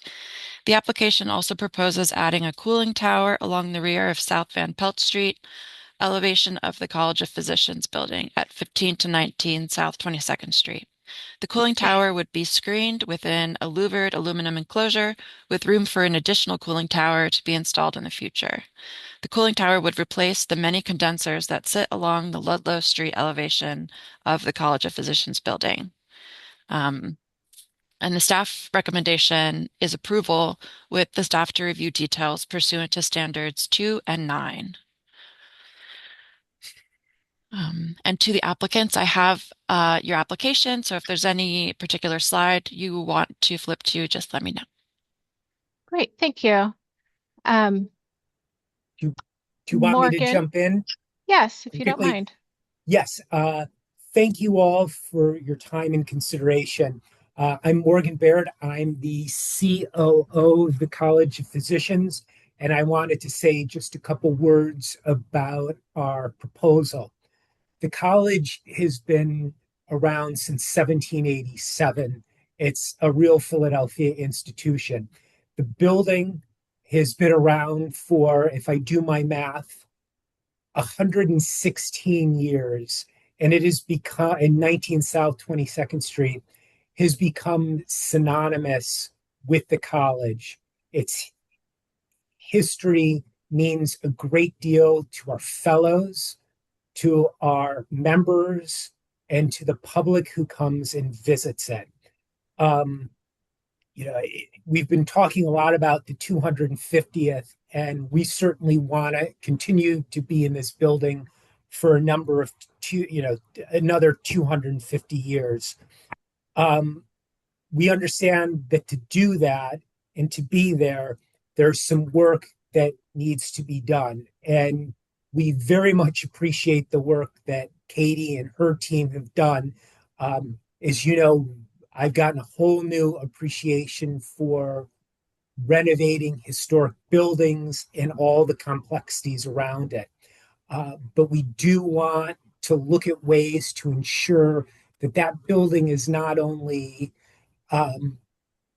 accessible to the public with a dignified new entrance, to have a modest connection between the campus, to continue to keep the building consistent with the history that means so much to so many people, and then a plan for mechanical systems, because we know that they're old and that we're going to need something. We're going to need a plan to move forward with that. And so I wanted to just bring those points up to you, and again, appreciate the opportunity before you get into it with Katie on the technical side. Thank you. Thanks, Morgan. Yeah. So I think that we're coming to the committee with maybe 3 to 4 proposals and requests for approval. There are accessible entries that we're trying to bring to the forefront to be able to enter this building from 22nd Street. Currently, the accessible entries are for 19 South 22nd is on the rear of the building on Van Pelt.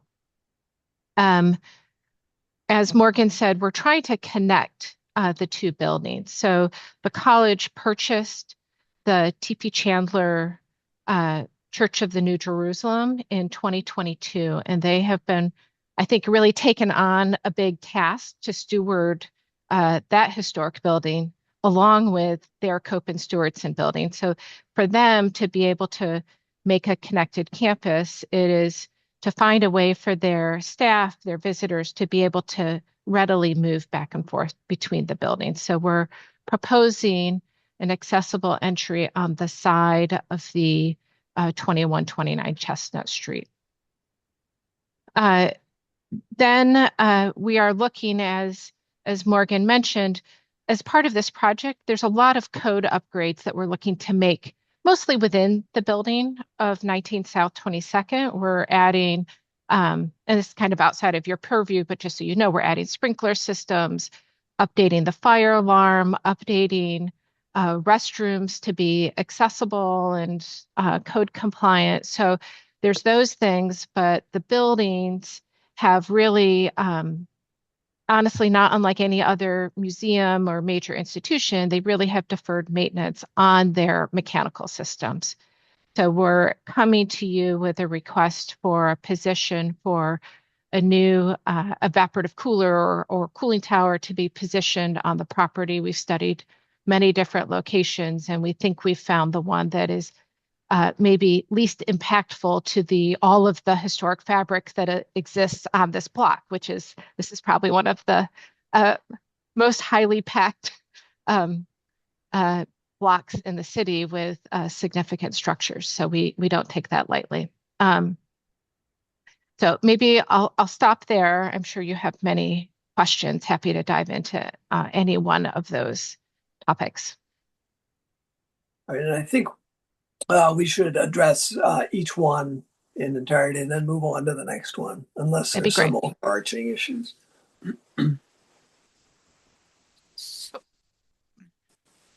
So Katie, I'm okay with the handicap entrances.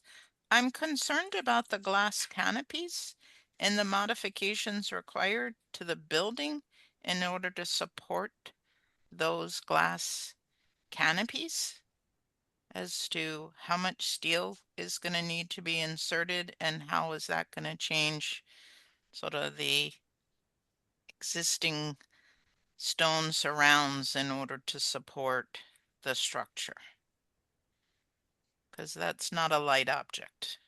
Right. Yeah, I mean, it's interesting. We've gone through many iterations with the college of how to do the connections, and I'm okay with a connection. I yeah. have no, I totally get that part. I guess my concern is the canopy part, not so much the connect. I totally understand the door part, modifications of the elevations. I totally understand that part.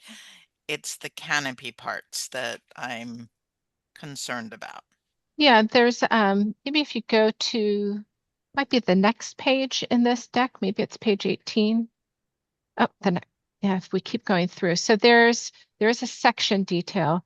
We're working with Keystone Hood on this. I mean, no matter what, we are in order to add the doors, so at 19 South 22nd, in order to add the doors, we will have to add steel because we're trying to retain the windows up above. And there is also limestone tracery that is between those windows. So no matter what, when we take out that content of the wall below, we will be adding steel to support up above. So I think that the canopy with the glass, we were trying to keep that as light of a touch as we could. And, certainly as we go through and develop this further, we could try and thin up the brackets that are supporting it. We do see these as kind of daily use doorways that will go, for people to travel back and forth between the two buildings, in particular the staff and people who are coming for different educational purposes. So we think the glass canopy is a good addition at these positions. I think Nan hit my point on the head as well. I mean, this is the thing that stuck out to me is that detail, I think, is critical. I completely support where they are, the need for them, all of that. I think you've gone above and beyond in every possible way with this project to be as sensitive, and I think it's a wonderful project overall. I will say that. For me, it's the one on the church that's even more dramatic, which is if we go to page 23, I think.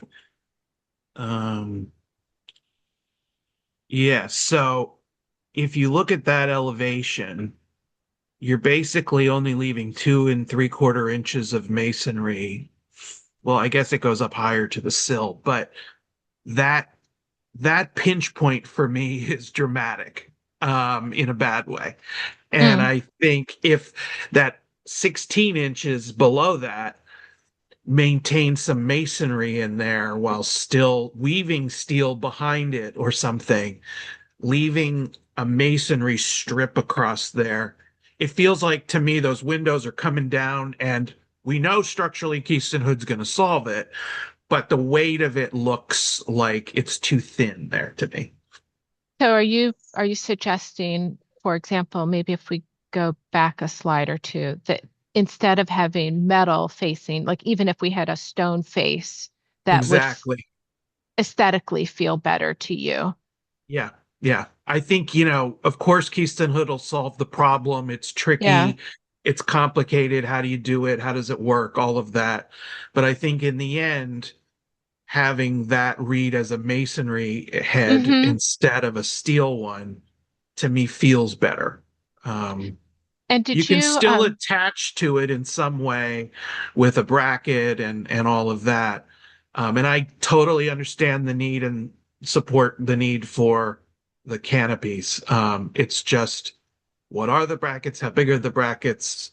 How much space are they taking up? That to me, that detail there is one that I think could be more, at least visually, leave more fabric.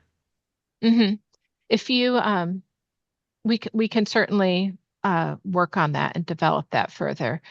On page 22, I think one of the on the right-hand side of that image, I think one of the things that's important to see in the context is that there are multiple openings right now in the base of that wall. There's 2 really utilitarian doors that are actually closer to 22nd Street. And then there's a series of openings that are louvers and things like that. So we would be adding a louver into one that's already an existing opening at that level too. But I guess I was just trying to highlight that we're trying to put the doors down in that elevation where those other doors already exist. No, I get it. I get the height. I think you're doing it all right. And it's as sensitive as it can be, but my eye wants that to be, and my brain A wants little to see thinner. that as masonry. Because it looks like those giant windows are coming down on a sliver. I want that to have some weight to it. Yeah, that's helpful.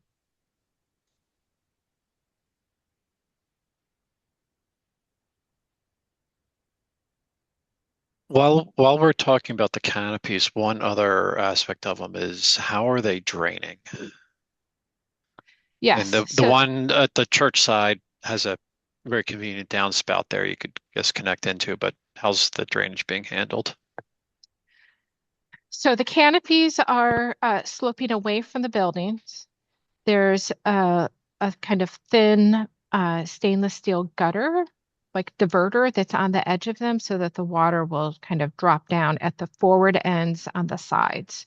The church is complicated, actually, because of the downspout at that position. So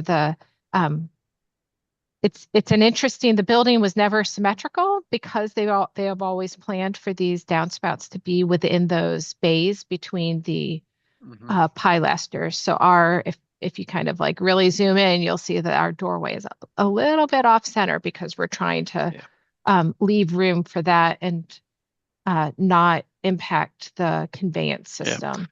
Yeah. Oh yeah, I noticed. I figured. But just one thought with the water coming down that canopy, then diverting off the side. First of all, is it pitched side to side as well? Yes. Okay. So you're going to end up with a pool of water there, and it's going to freeze over in the winter. So you're probably going to end up wanting to have a snow melt or something in that walkway to deal with that because it's going to get treacherous otherwise, I suspect. Yeah, and we've been working on the overall landscape development, and in particular, I would say both of those canopies I think it's a good point. Both of those canopies land. We're trying not to project them too far out. So even at 2129, that one is a shorter canopy because we don't want it to project beyond the face of the pilasters. At 19 South 22nd, we're trying to allow it to be a little bit more generous, but we don't want it to be too deep. Yeah.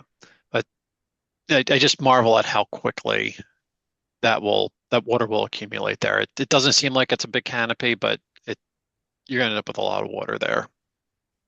Yeah, I mean the goal is that it's tilting forward so it's not back at the building. Yeah. No, all that yeah. I think I agree with. It's Yeah. just just that last portion of it, I just caution. Yeah, okay.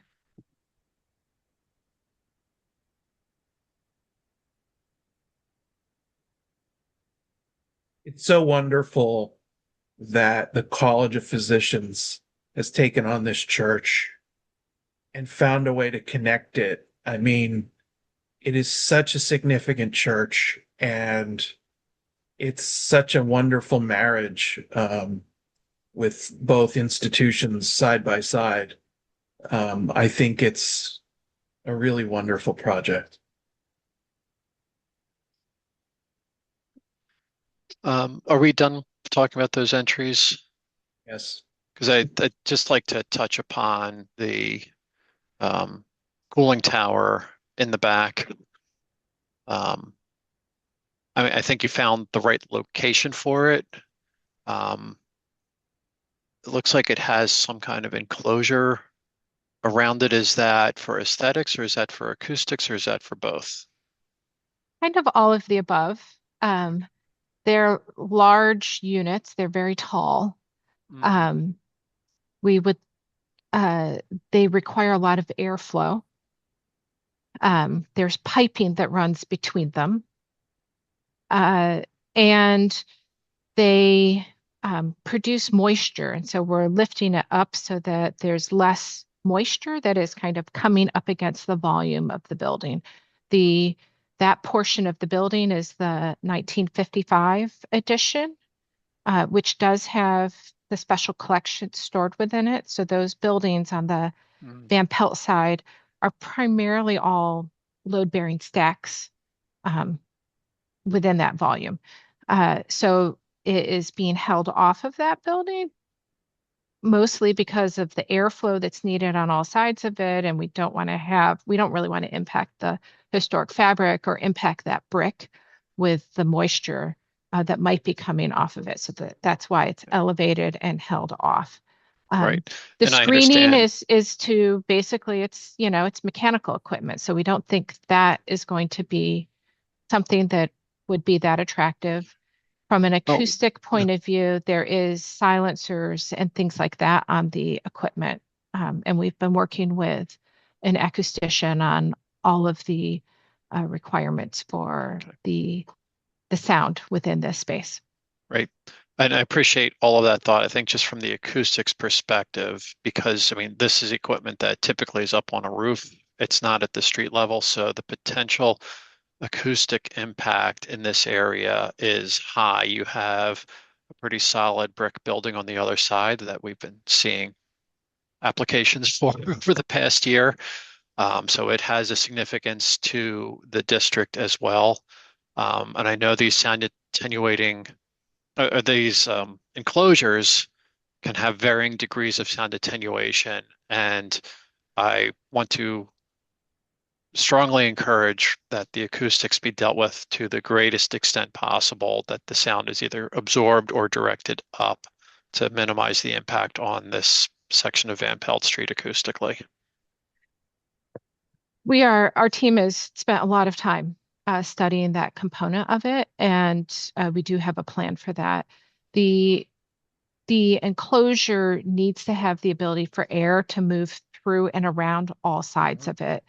So that's the reason why it's more of an open aluminum louver, and it's inverted so that when you're down at the street or surrounding, you're not looking through it. Also helps to direct the sound up. Yeah. Yeah, I think it's very handy and helpful that that stacks has a solid wall. Because the alternative of putting this on the roof could have visibility things and everything else. And I think I get the challenges that you're dealing with here. And I think the screening it's nice to screen it. I think, you've also got a Frank Furness masterpiece to the to the left. Yes. And even though it's a bold mass, you're in a street of bold masses. And I think it kind of recedes as much as it possibly could. And trust me, we've studied every location. I get it. So I could tell you, I could write a thesis on what it means to put this on the roof of the building and the structural impacts and where you will see it from. You see it from everywhere.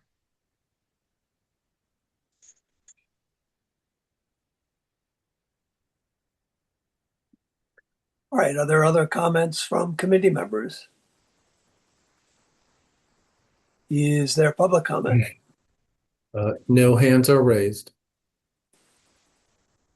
All right, let's, by the way, I just want to thank you for making such a comprehensive presentation of the changes. Very helpful. You're welcome. So then let's have a motion.